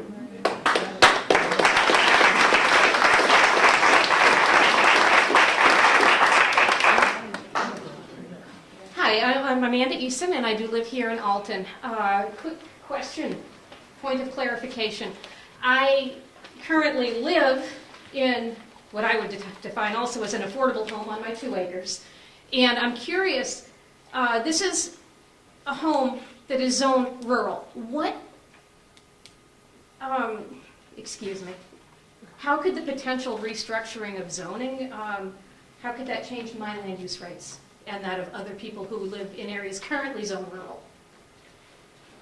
What are we looking at? Based on me being at the meeting last week, it had to do with your 2 acres and you had your home on it. That's what the town was, wanted, and the town zoning board and had agreed to, and you've been able to have that.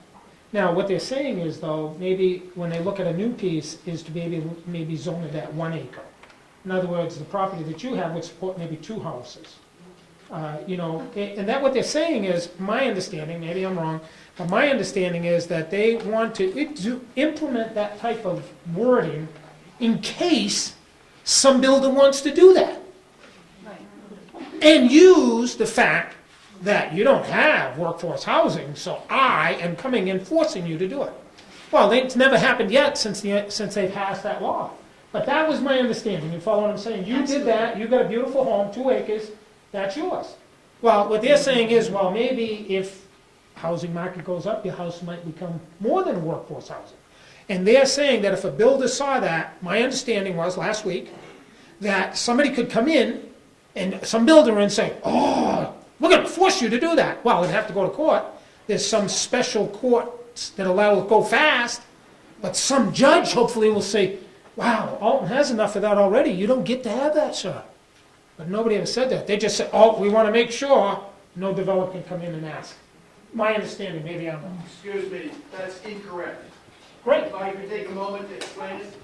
You cannot have your 2-acre zoning changed unless town meeting votes to change it. That's the only way it can be changed, all right? Do we have another question or comment? Yes, thank you, sir. I'm Ernest Lahig. I live at 9 Peggy's Cove Road in Alton during the summer. I just wanted to quote something from Mr. Abraham Lincoln. He said, "You cannot further the brotherhood of man by inciting class hatred. Also, you cannot help men permanently by doing for them what they could and should do for themselves." Smart man. The other thing I wanted to say was that I've not been involved with this housing issue, but I have seen 2 areas. One was in New Haven, Connecticut, when I lived in Connecticut. They started by building 4 levels of beautiful apartment houses. Within 10 years, they were in such bad condition that they had to tear them down. And the reason for that was because it was under management that wasn't the actual city management. And it was gone. If you look today, I have 30 seconds, I noticed. So if you look today in the Wall Street Journal, you will read an article about public housing in Chicago. It will really illuminate your mind. Thank you.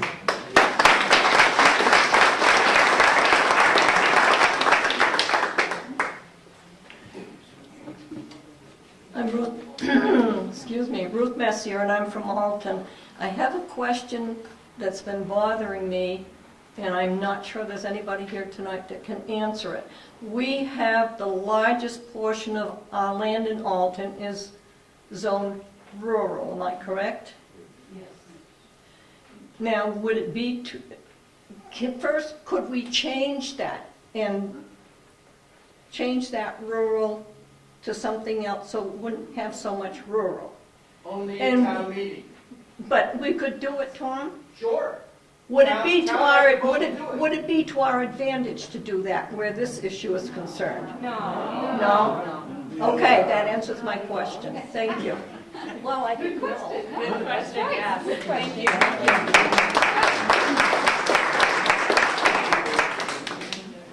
Hi, my name is Joanne Koski. I'm from Middleton, New Hampshire. It's down the road a piece. I never intended to get involved in politics.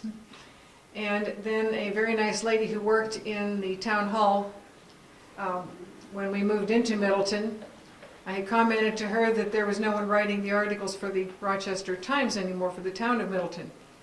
She said, "Well, when would you like to start?" So for about the past 2 years, I've been writing for the town of Middleton, the Rochester Times column. And I would like to say that I have been to a lot of meetings, and I try to inform the town of Middleton as to what is going on as far as social, town news, school news, just general news. It's difficult. It is difficult because I have to go to the meetings to get the information. A lot of the information doesn't come to me without my going out and getting it. So do yourselves a favor by attending the town meetings, find out what's going on, and if there's anything you can do to inform those who can't find or make the time to get to the meetings, by all means do so. And I would like to thank Representative Cormier for educating me a great deal, and I intend to make a lot of her articles available to our town selectmen. And I'd also like to recommend that you go to the internet, Weirs.com, and you can look at all of her previous articles.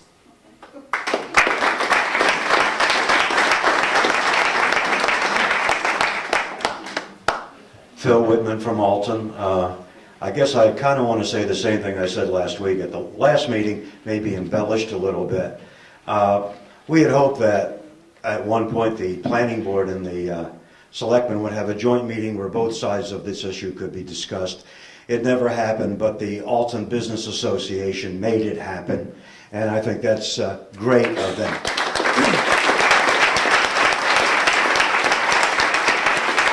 They're supposed to promote business. They do that, but they did this as a public service. They didn't have to do that. It's like not in generally the sort of thing that they would do, but they were willing to do it. And as I look around the room, I'm quite happy to see that a number of the members of our planning board are here tonight. They said they would come if something like this happened, and they did. And I think there's a selectman or two out there. So I'd like to thank them for honoring what they said.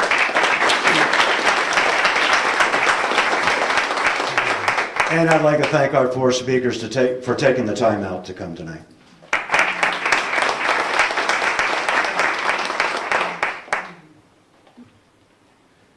My name is Skip Murphy. I live in Guilford. I also run GraniteRock.com, and we'll be posting this entire forum online later on.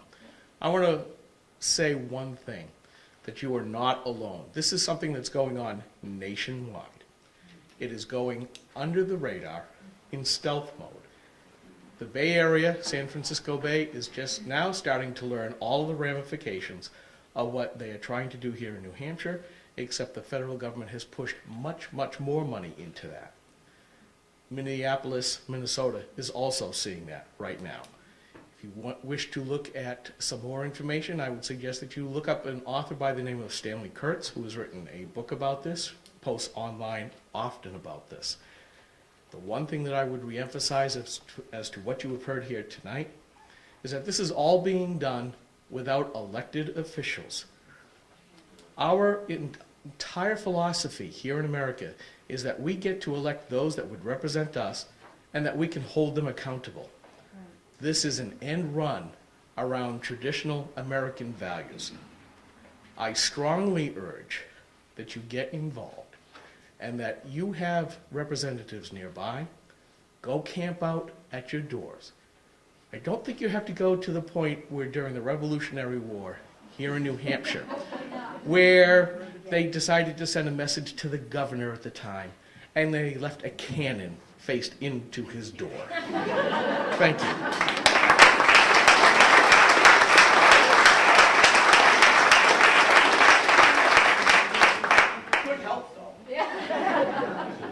Hello, my name is Linda Hart, and I am an Alton resident. I've been here about 8 years.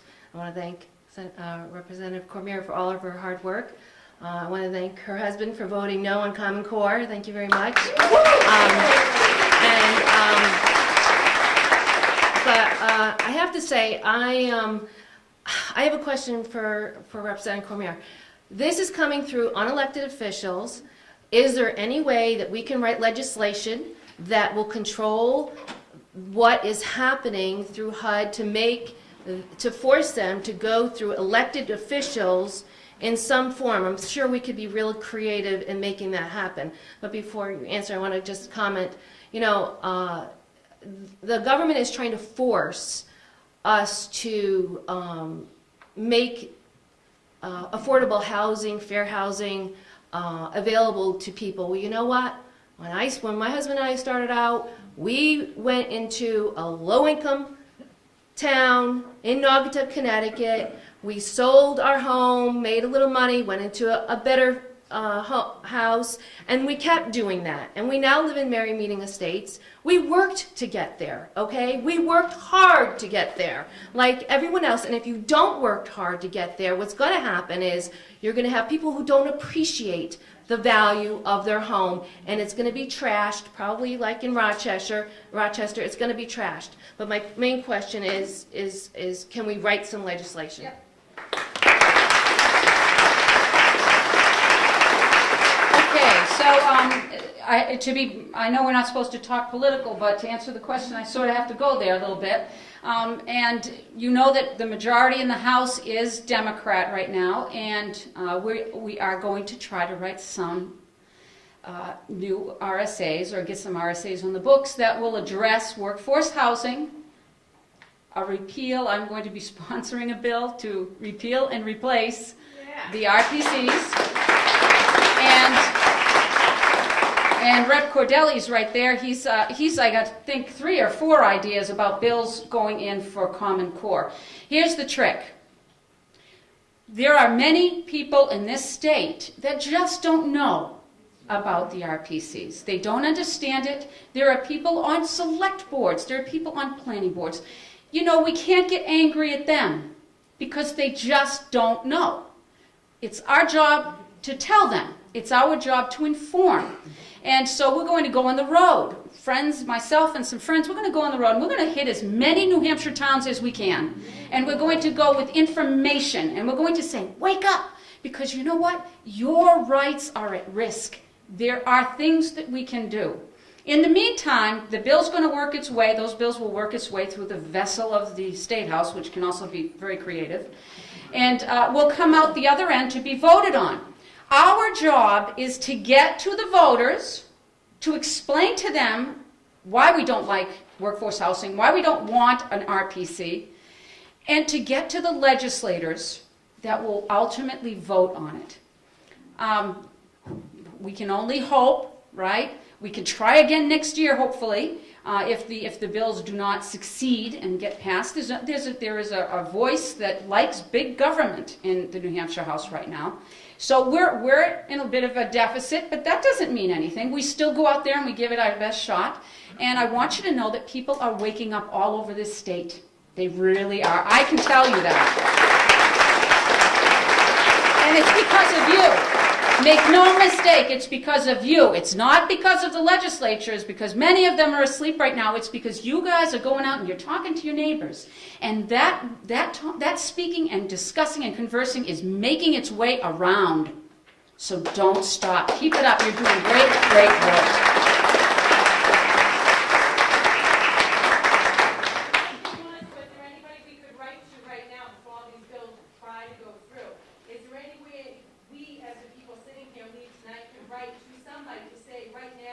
Yes. You write to your legislators, you write to your state reps, you write to your state senators, you can write your governor, you can write anybody that's in the New Hampshire General Court website. Letters to the editor are always a good way to educate because that's almost better sometimes than the reading. You learn a lot from our fellow citizens who speak through the papers of letters to the editor. So that's all good ways to do it.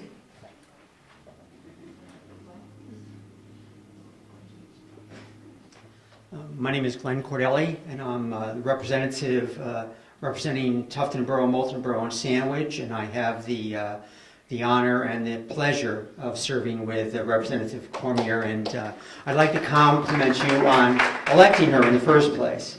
A couple of common themes I've noticed tonight. With the workforce housing, Ken mentioned language, impediments, barriers, identifying barriers. There's a common thread. We heard a little bit about Common Core and the great action on behalf of your children by your school board. The state signed a document with the consortium that developed the assessments that are to be given. In that document, they have to identify to this consortium barriers to the implementation in state law and state statutes and their plan for dealing with that. Similar to what's going on with HUD. And we're going to get that document and find out what they think the barriers are and let you know about it. But two, it's not starting with the legislature. All this is starting at the grassroots. You are doing it. You are making it happen with the workforce housing, with the Granite State Futures, with Common Core. It's you who are doing it, and you've got to keep the pressure on, because that's the way these things are going to get resolved. Thank you.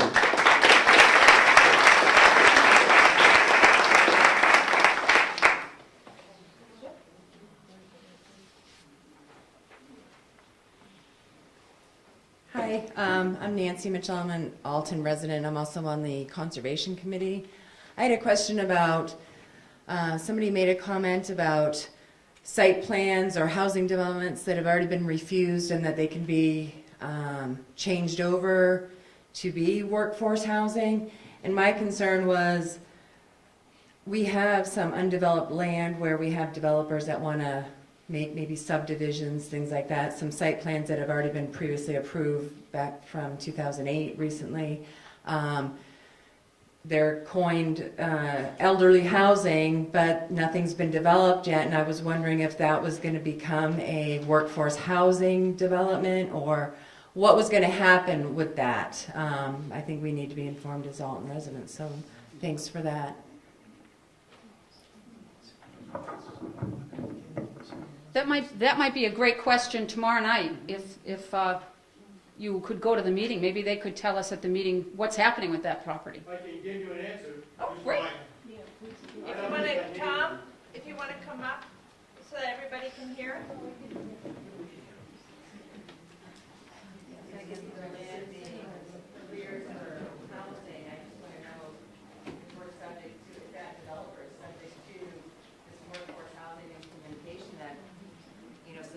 Comes from HUD and it trickles down to everybody underneath, what happens? I didn't get My name is Tom Hoops. I am a member of the planning board, as are several other members here. There was an approved subdivision made that is approved for a certain site plan. If anything changes, it has to come back to the planning board for a total review. It cannot just, the applicant, as I have heard, can conceivably sell it to some other developer for the exact same thing that he was approved for. But you cannot change it. That's not possible. It has to come back for a site plan review by the planning board. What was it approved for? It was approved for a, 41 unit. no, it wasn't senior housing. What was it for? No, because he changed his mind twice too, a developer. I honestly would have to look at the papers to see exactly what the final approval was for. But it's not something that anything has happened with. If you have a subdivision that's been approved, you can renew that subdivision. You come back to the planning board before your subdivision runs out. And these economic hard times, there have been very few subdivisions that have gone on to be developed. It's a very tough economic time. And we have granted approvals of time extensions to just about everybody who's asked for one. So you get to a certain point, though, once you go out beyond 8 to 10 years, the approval of what they received is now under different rules and regulations, and they wouldn't be allowed to do what they're asking to do 10 years ago. So you have to have some sort of common sense in the way you look at something. The role of the planning board is to enforce the rules and regulations that the town at town meeting has adopted and approved. So we can't do something that's not within the rules and regulations and governed by a combination of the master plan, the there are three different items that govern everything. And if they're not approved properly, and as long as they're all three in conjunction, you can stand up to anything in the court. But they have to back each other up. My concern was that under HUD, since we signed that grant, or the selectmen signed that grant, that everybody subbed under Excuse that. me, if I could take a second here. Okay, I just needed clarification. That has absolutely nothing to, HUD has nothing to do with what will be decided. Tomorrow night we will be discussing what proposed amendments might go forward next year. The responsibility that the town has with laws that change, we have to at least prepare the town for something. So if we don't do that, we're not doing our job. But we signed a contract for a grant, and that has zero bearing of HUD on the planning board. But that's not true. We saw tonight that No, I'm sorry, you are really wrong. $15,000 of that grant was supposed to go to make sure that the warrant articles and the language of them are put appropriately before the people. Right. The warrant articles are written and then approved by town council. Correct, but you're saying that it had nothing to do with that, but we do get to vote. No, absolutely you do. I understand that. But the HUD has no hold over the planning board. There is no commitment from the planning board to HUD whatsoever. if we're making a decision on behalf of the town, looking at rules and regulations that are coming from the legislature, and we don't understand it, we need to have an understanding of how to answer it. So, do you want me to make a statement or a decision based on information I don't have? No. So, we put out a grant to hire a group of people to come in and do some research work for us. I don't know about you guys, but I have to work too. I get a lot of pay from the town of Alton. It's called zero. So, you know, there just isn't enough time to go to the library and research absolutely everything. I spend a lot of time online checking a lot of different things. But you can't learn it all, so that you have to have a few experts. Could somebody refresh my memory about when that grant was signed, before and after we elected? We voted? Voted what? Down the 3 warrant articles in March. All right, just a quick second here. 3 articles were voted down. At the next meeting, when we discussed those 3 articles, there were 2 articles nobody had any problem with, because there was a lot of misinformation about those 2 articles. They were approved by everybody in the room. Now, there are a lot of you here who were there, so you know darn well that that's true. But the grant was signed after we voted in March? Yes, it was. Okay, so But voted was at that meeting. I'm sorry? Not everybody that voted in March was at that meeting. No, but there was nothing that was decided at that meeting that was voted on before. The idea of the workforce housing is entirely different than when anything else that was voted on as a previous amendment.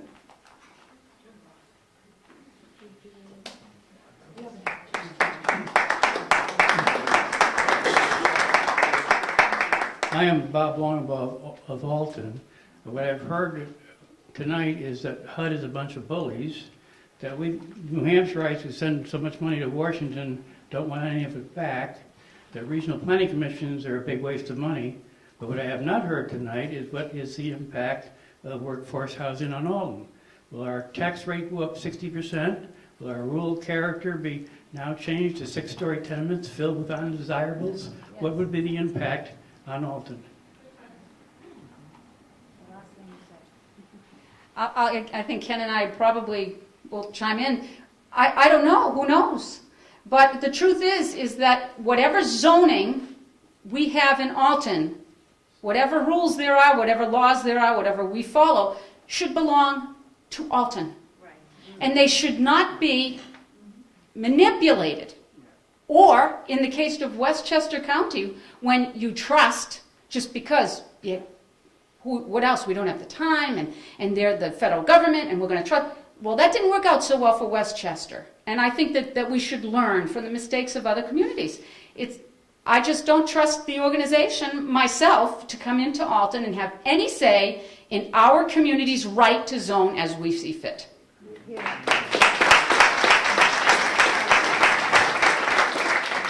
I agree with Representative Cormier. It's definitely a local control issue. And if you want to try to figure out what the impact will be to your community, you have to think about how many more people will move in because of the changes to your zoning laws. You'll have an impact on your municipal services. You'll have more stress placed on your schools. Now, any community in the state will be able to absorb some of that. But at some point, you then need to expand. And when that point is reached, it becomes exorbitant.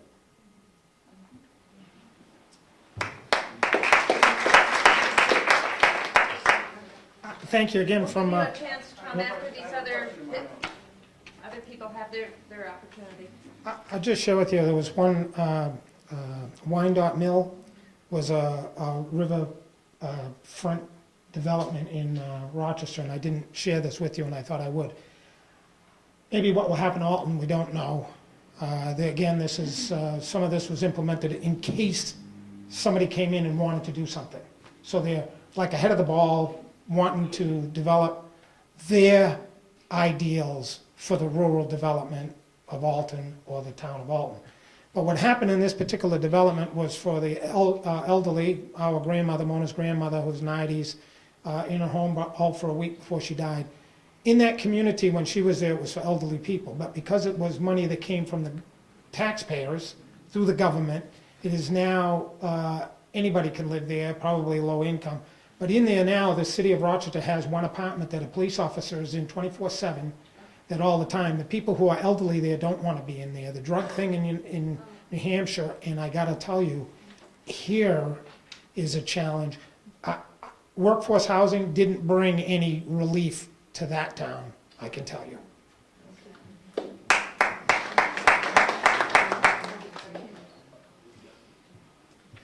Barbara Howard. In my past, my last job before I work where I work now, I worked with developmentally disabled people, adults, and I helped them to become homeowners by using their Social Security income and their agency, area agency budgets. And that program actually was closed, and I was instrumental in helping it to close, because what was happening is that these people were getting homes with federal deposits with 1% and 2%, some of them 0% interest. And even with all of those resources, which are all generated from us, it wasn't working. And so, you know, on the one hand, I'm an advocate for people with disabilities, and I am the first one to part with my dollar for someone who's in genuine need. But if you want an eye-opener, take the phone book and look at New Hampshire government and see how many pages of agency after agency after agency. And here in New Hampshire, just recently, you know, we have a lot of issues with Medicaid-funded programs and people in need and not getting enough, and, you know, and all of that. Well, the state just added a whole nother layer of bureaucracy called managed care. And so now that is an added burden, which is going to bring me to there's one other point that I wanted to make. While I was in my last job, I know, sorry, will you entertain me for another few seconds? Is that okay? Not to me. We've got others, so real Yep. quick. Yep. Fannie Mae, Freddie Mac were the driving force with HUD and New Hampshire Housing Finance Authority to provide training for all of, you've got Laconia Area Community Land Trust, Concord Area Community Land Trust, there was Nashua Housing, there's NeighborWorks of Greater Manchester, there's Dover Housing, all over. You go online and look, just take a look. And that all was generated under the premise of everyone should become a homeowner. And because of my role, I wasn't necessarily working with the folks that were taking advantage of all of that, but there are thousands of people in New Hampshire that got low interest, they got federal grants, state grants, all taxpayer-funded grants to help them to be able to afford their homes. And simultaneously, the second they were in the homes, these are people that were 3 years ago in bankruptcy. And so it was just colossal. We were all saying, what is going on here? And then, of course, we saw the housing bubble coming way before it came. My point is that... Can you make it yes, 10 seconds or 10 less? seconds. There's other people that want to I'm sorry, thank you. My point is that instead of HUD subsidizing $900,000 to all these regional plannings, they could use that money to better serve people who are truly in need. And then that's my point. Thank you.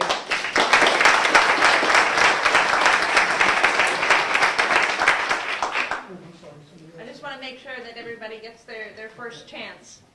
I just want to ask one quick question. As happened with Rochester, I heard from him, if I heard him correctly, that the county actually overrode the town. Can that happen in our town here? Suppose we vote one way, whatever way we vote, and the county says, no, that's not the way, and their people in the whole county votes a different way. Alton, is it a loss? I don't know. I tend to think that right now we're early enough in the game that we can try to make a change and get our voices heard, and that town's votes will be respected right now. But if we don't wake up, who knows where we'll be 3 steps down the road to where some entity will come in and say, no, we don't think it should be that way, and this is the way it's going to be. I think we're early enough in the process that if we really make a statement that this needs to be reworked, this isn't working. That's just my thought. I don't. You were saying that this original plan. Could you use the I think what Rick said is that the Regional Planning Commission and the Granite State Future Program was voted down in Rochester, but the Regional Planning Commission is still moving ahead with their plans to plan for Rochester. Yes, and to verify that, what happened was that, they asked communities to sign on to that Granite State Futures, which was that Regional Planning Commission. Well, the Stratford County Regional Planning Commission got the money. Whether the city of Rochester signed on or not, they would still use that, again, taxpayer money, stimulus money, to manipulate and educate the citizenry to make sure that it comes out to their end result. And whether we sign on or not, they were going to use the money for it anyway. And that came from the HUD gentleman that came and spoke. So even if you don't sign on, they're going to put that money to this community anyway and try to force you to do it. But what you all are doing is being proactive in saying we don't want it. You already said it once on the ballot. Let's put a warrant article in this time and defeat it again. Okay.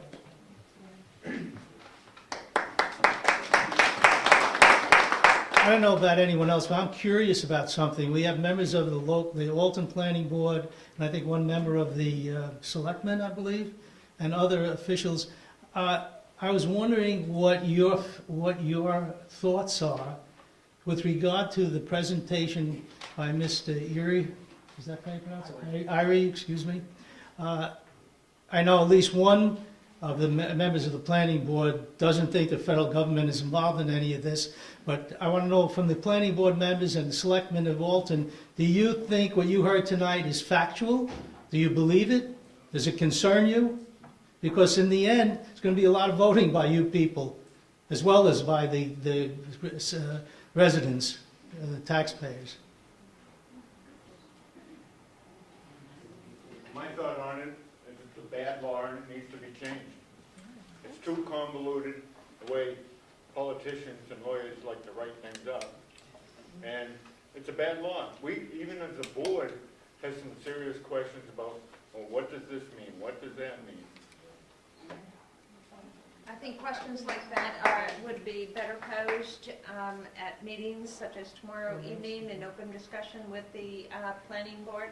But not everybody's going to be able to make that meeting. I would think the people here have a right to hear what their local planning board feels, unless you disagree.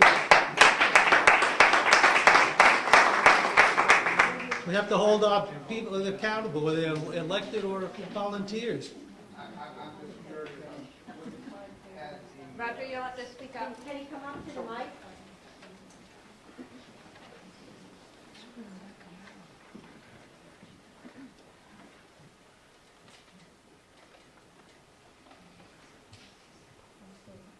I'm just curious if Westchester paid the $37,000, would they be in the predicament that they're in?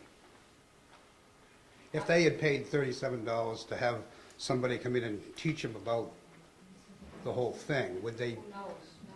They made a deal with HUD. We did not make a deal with HUD. Yes, you did. No. Well, and I guess that would be my second question. Did we make a deal with HUD? You can't just say we did. I'd like. It was that one little thing that he showed you. It was plain. It was the actual agreement on the supplemental supporting document.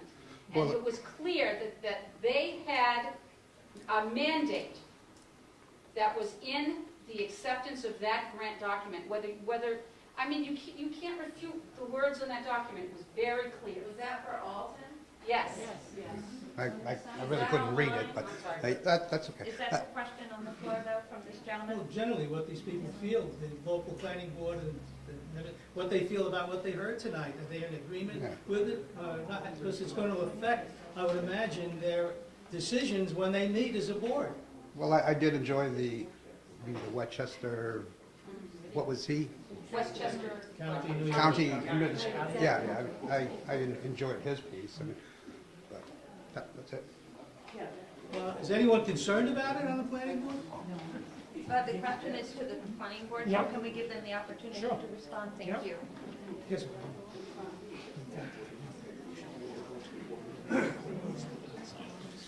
From the point of view of a member of the planning board, I think there's a great deal of confusion about what is being proposed. We are looking at workforce housing. The last two presenters talked about low-income housing, rental housing, and other things. Nothing to do with workforce housing. Workforce housing is a house. It's not a unit. It's a house. And no, the proposal is for workforce housing as proposed by the legislature, which in their wisdom wrote this. The concept that we had presented out by this gentleman here, who said that we have to do something, we do have to do something, unless the town wants to be open to a lawsuit. So all I can see that we want to do at the present time is to cover ourselves and put the onus on the developer so that the cost of doing all the assessment comes from the developer. I had a question. I haven't had a question. Can I just make a statement, because that's wowie zowie. You know, could I ask you, Mr. Hoops?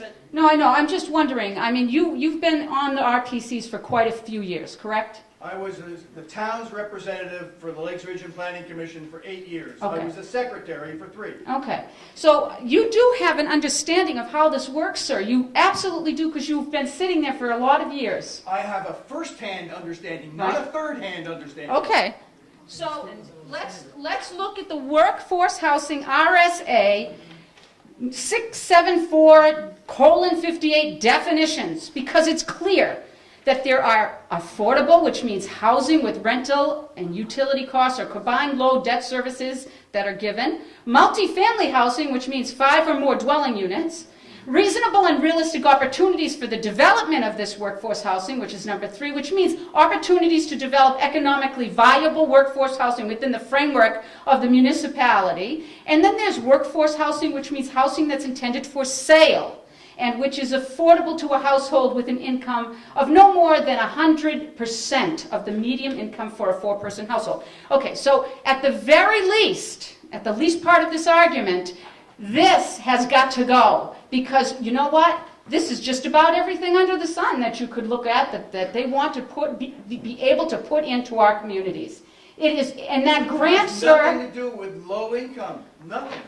100% of the median income. It is absolutely social justice, so that an ideology to keep things even and fair to everybody across the spectrum. That's what it's about.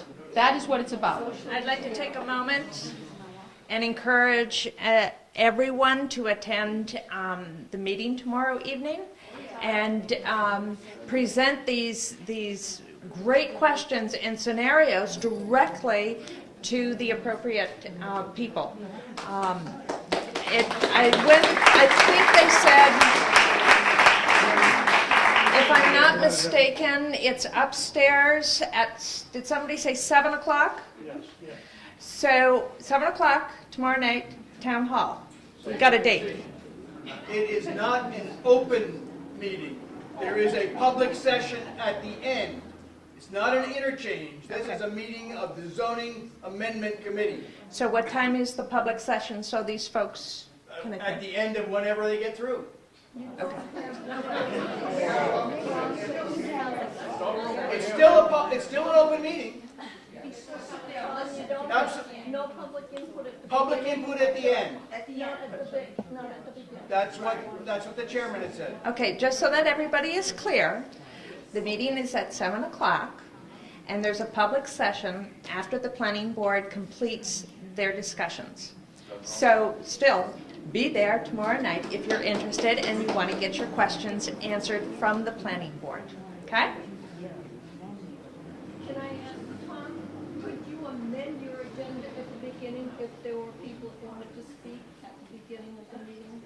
I'm one member of the board. I can't speak for the rest.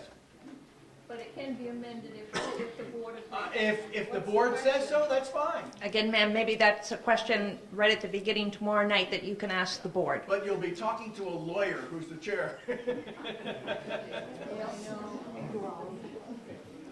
early in the evening, very early in the evening, somebody asked, who signed the application for the grant? Who signed the agreement? The application for the grant was signed by Selectman David Hussey, and the agreement for the grant was signed by Loring Carr. There's your answer.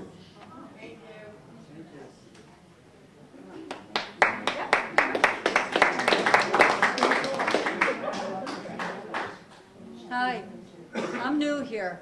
I moved here, I don't know, not long ago. My name is Dawn Waits. I came from Manchester. I escaped Manchester.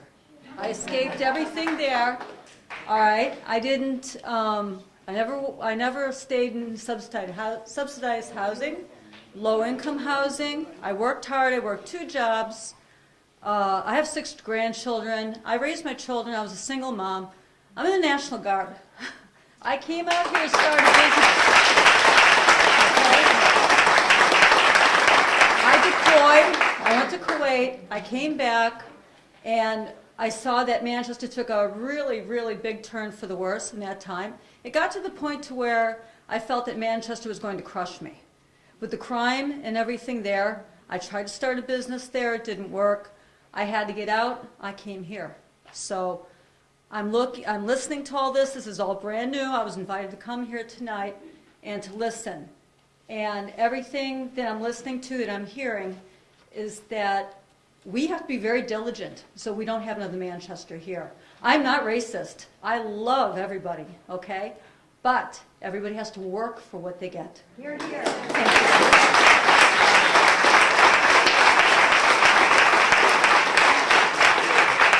I'm Lauren Cow. My name was just used on one of the items that was signed. That was as a chairman of the board. The whole board approved that. I think there's everybody in here agrees our government spends money terribly. Everybody agrees they waste $400 for toilet seats and $200 for hammers. But that isn't the issue that's coming up before us. The issue that's coming up before us is going to be whether we want the developer to come in and say he doesn't like what's in place and he can't afford to build a house at a certain rate of pay, a certain value. And if he doesn't think he can, he's going to go to the court and say, I need to split the court. The lot's going to have to be 1 acre. And the judge can agree with him. Or we can say, the heck with it. We won't put anything in place. We'll lose our local control. You talked about earlier about local control. It's going to take me more than 30 seconds. I'd ask the audience to let me speak a little longer. It's going to take more. Either we have to have local control and decide what we want to address this. I will not be able, and no one else will be able to answer that question. You just read those items. They came from the legislature. I do not have any clue, and nobody on that board has a clue why they put in those. How can you ask me those definitions? So don't sign anything. Right. HUD did not vote for this. There was no, wait a minute, there was no HUD finger on those buttons down there at the legislature when that was voted in. The state legislators voted that in. They shouldn't have done it, I agree. It's terrible. I've been sitting on that CA board with Tom. Every time we go to the meeting, it gets worse and worse and worse. We're responsible for the county. We're responsible for now any builder coming in and doing what he wants versus us. That's what we're trying to do, is to say, okay, this is what we're going to find acceptable. And the builder will have to accept that bit. This is local control. Either if you think you're going to vote no and this workforce housing is going to go away, it's not. Only way it's going to go away is the legislature gets it out. And Jane just said, wait a second, Jane just said it's probably not going to happen because we have the Democratic control in that House. But it's a start. It's a start. And the people know who voted for what. But yes, but we are still stuck with it until it gets thrown out. Do you want local control and saying, no, we're only going to have the lot shrunk by 10%? Or do you want a court to decide that he's going to say, oh yeah, half is better? Which do you want? Excuse me, but they told us last week that even if you pass something, there's no guarantee it's going to stand up in court because they don't even know what they have to write up. But so if- what are you going to write up? So you don't have local control. You think you do, but you don't. And that's what McWilliams said and Whitman. No, I disagree. If we don't do anything, it's going to be up to a court. That's a choice. The heck with all this arguing and this great show about how, oh, the government is terrible. Who disagrees with that in this room? That's not the issue.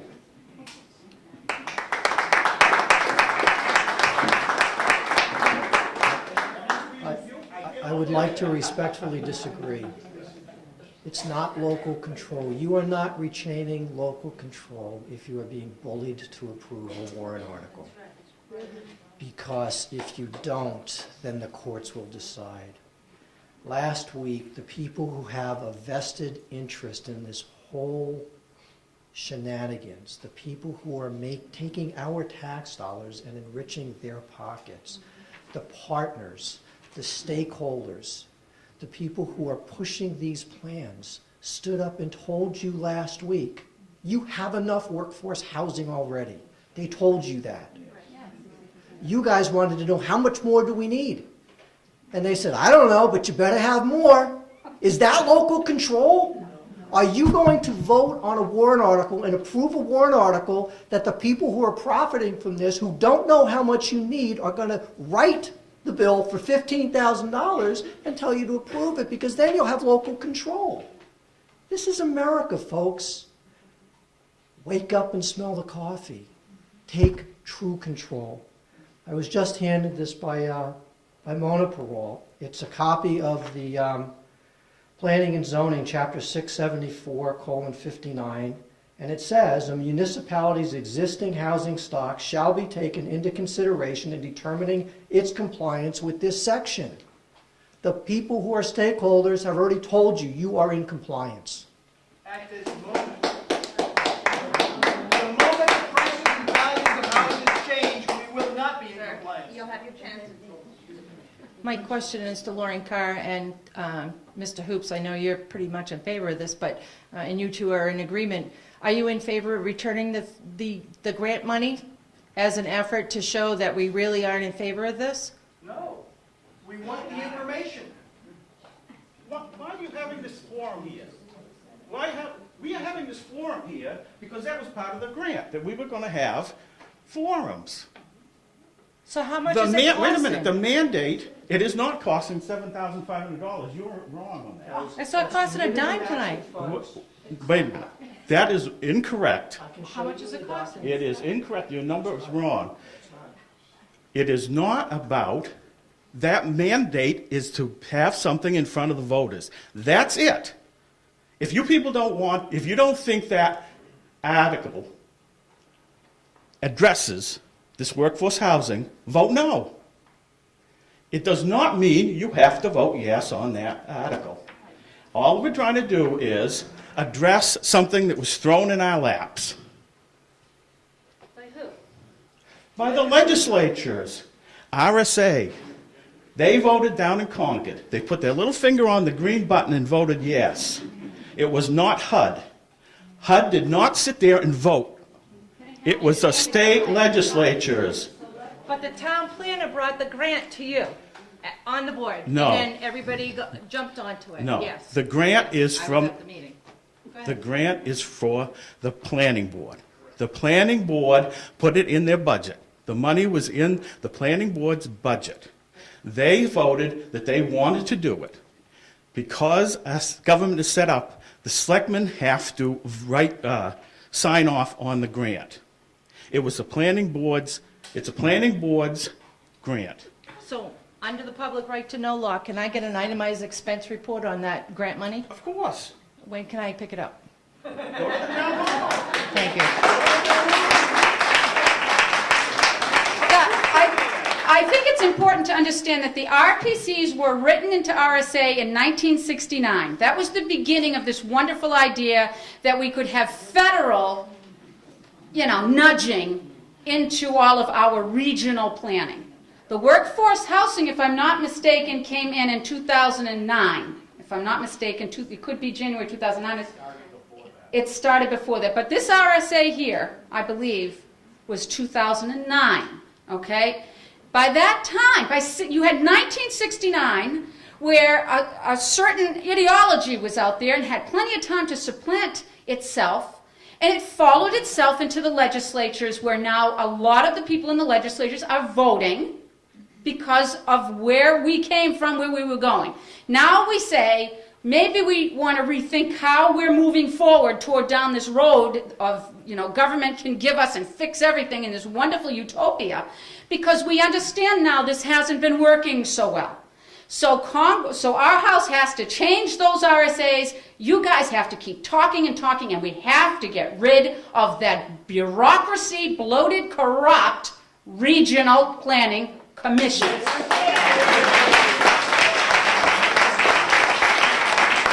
Excuse me, this is a total misunderstanding of what the regional planning commissions do. You have no concept. It's so much more of the work is actually from the towns to the regional planning commission, looking for help in writing things, looking for help in designing things. They do all the printing of our maps. They do a lot of other things for the town. It's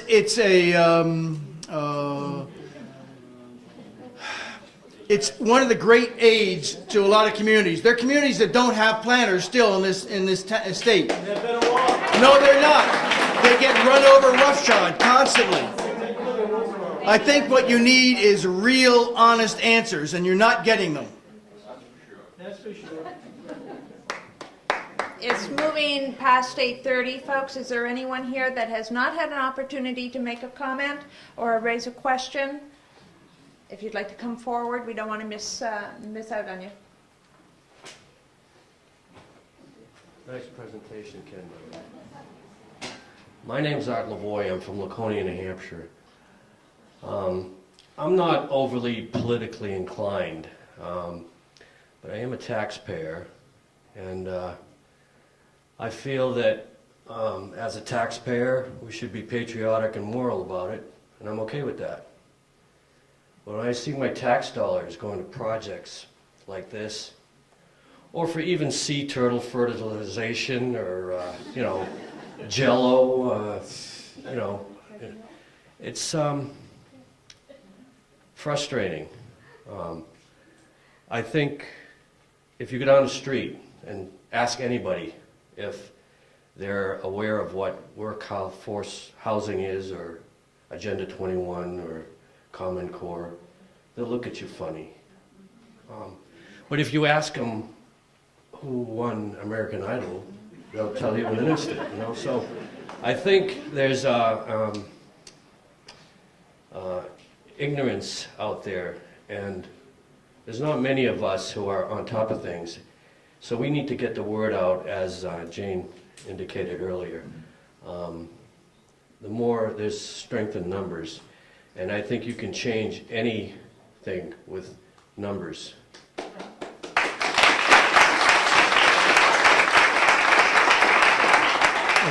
I just want to make a comment about what your representative said here. They're going to try to address this next year in the legislature. They have sessions to listen to the public. Anybody can get up and talk. Anybody. Let me tell you something. When they do education-related things, the school lobbyists go in. When they do things related to the Second Amendment, the gun lobbies go in. Hundreds and hundreds of people. The meetings go for hours. There's a lot of people who showed up here tonight. If you feel strongly about this, give her support, because there have been issues where they had to move from the legislative office building into the House chambers because there were hundreds of people who wanted to speak. Your voices will be heard. We have a very unique state. I grew up in New York. I never knew one of my legislators, never. I must know 50 or 100 of them. And I'm like people who got up here tonight and said that they've never been politically motivated. 5 years ago, I had my head in the sand. I knew nothing what was going on. A year and a half ago, I knew nothing about my town government. Now I know them all, okay? I know, I'm fortunate, I'm honored to know someone like Jane Comeau.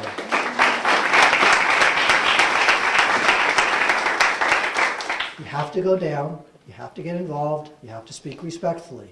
Everybody has a, listen, this is America. There are people, we've heard both sides tonight. That's how our government's supposed to work. Go down and have your voice heard in the State House when this issue comes up.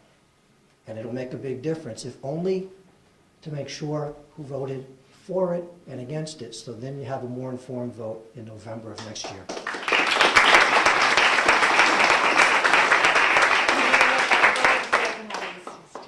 We're going to take a couple more questions and comments. I'm Bob Daniels. I'm your newly elected selectman as of March.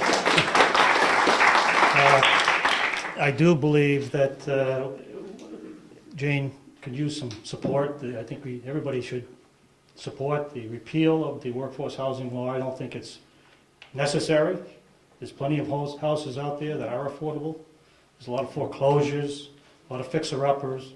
A lot of people probably in this room have bought homes and fixed them up over time. They don't all buy new homes that were just built by a developer. That's right. It doesn't make sense. So try to support her in terms of, in other legislatures, to repeal the workforce housing law. I think that would be a major step. It might not happen because there are a lot of other people who think differently in other parts of the state, unfortunately. Probably in the Belknap County, they'd all vote for repealing it. But perhaps you can branch out into other counties and get support for repealing this law. Because I do think it's ambiguous. It's obvious that it's ambiguous. You listen to the ZAC committee, they're going back and forth about what this means, what that means. It's a little difficult to understand. It is difficult to understand it. Now the town did purchase or whatever, sign on with this grant. I do think HUD does have influence over the local communities. I mean, I think it's obvious that the federal government, it does have influence. It may not be directly or whatever, but it is influencing our lives more and more. But at this point, I would suggest that everybody listen or watch the wording that's coming out of the ZAC committee. And until we can repeal the law, let's take a look at what they come up with. And you have a chance to vote yes or no in March. My time is up. Thank you.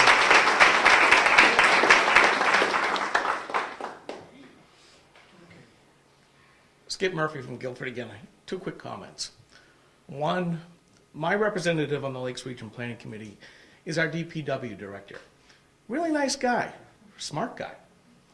But you know, one of the things that was brought up was how much that they do. And one of the things that they do is cable television deployment.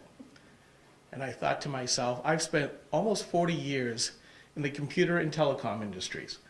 My master's is in software analysis and design.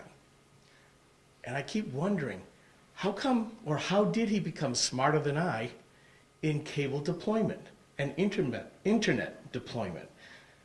They've tried, in my estimation, to become all things to all people. And we know what happens when people start forward with that type of idea. The other thing I would suggest that you all do, since you are here, because you are becoming more active and you are concerned. Certainly there is legislation being proposed. Elections are coming up. But I'd also suggest this. There's another way to help influence this. It was Bob Daniels, correct? Every once in a while, opportunities come up on these planning commissions here in town or in the regionals. Get yourself appointed to them.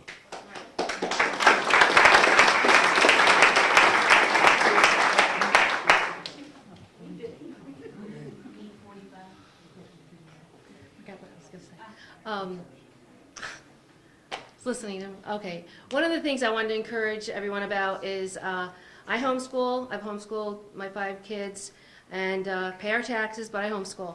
But one of the things I want to encourage you about is when they tried to change the law on homeschooling several years ago, There was 1,000 homeschoolers that descended upon the State House.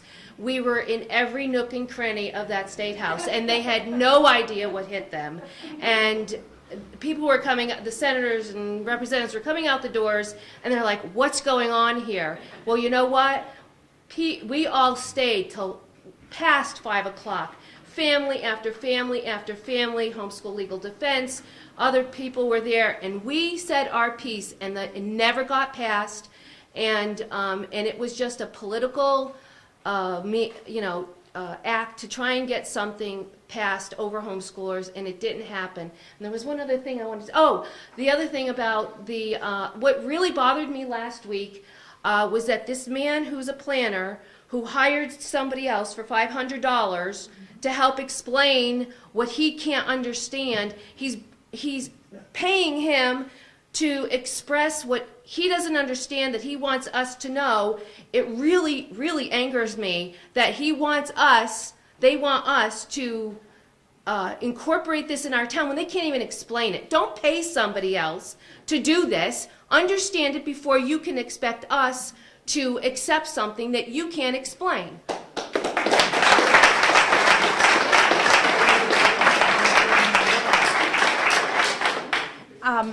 I thank everybody for coming.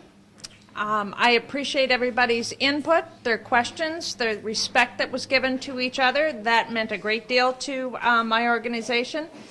Again, the ABA is pleased to host 2 of these forums. Again, clearly state that we're not taking any side. We're not the good guys, the bad guys, pros, cons, anything like that.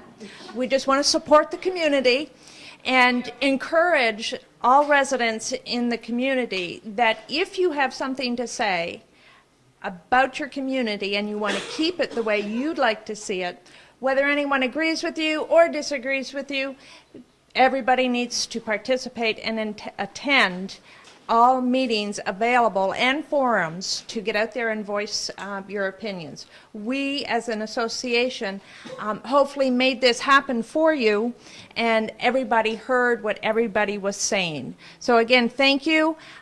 We are going to close for the evening. We still have to take down chairs, etc. Everybody have a safe and ride home, and the rest of the good week. So thank you, and God bless.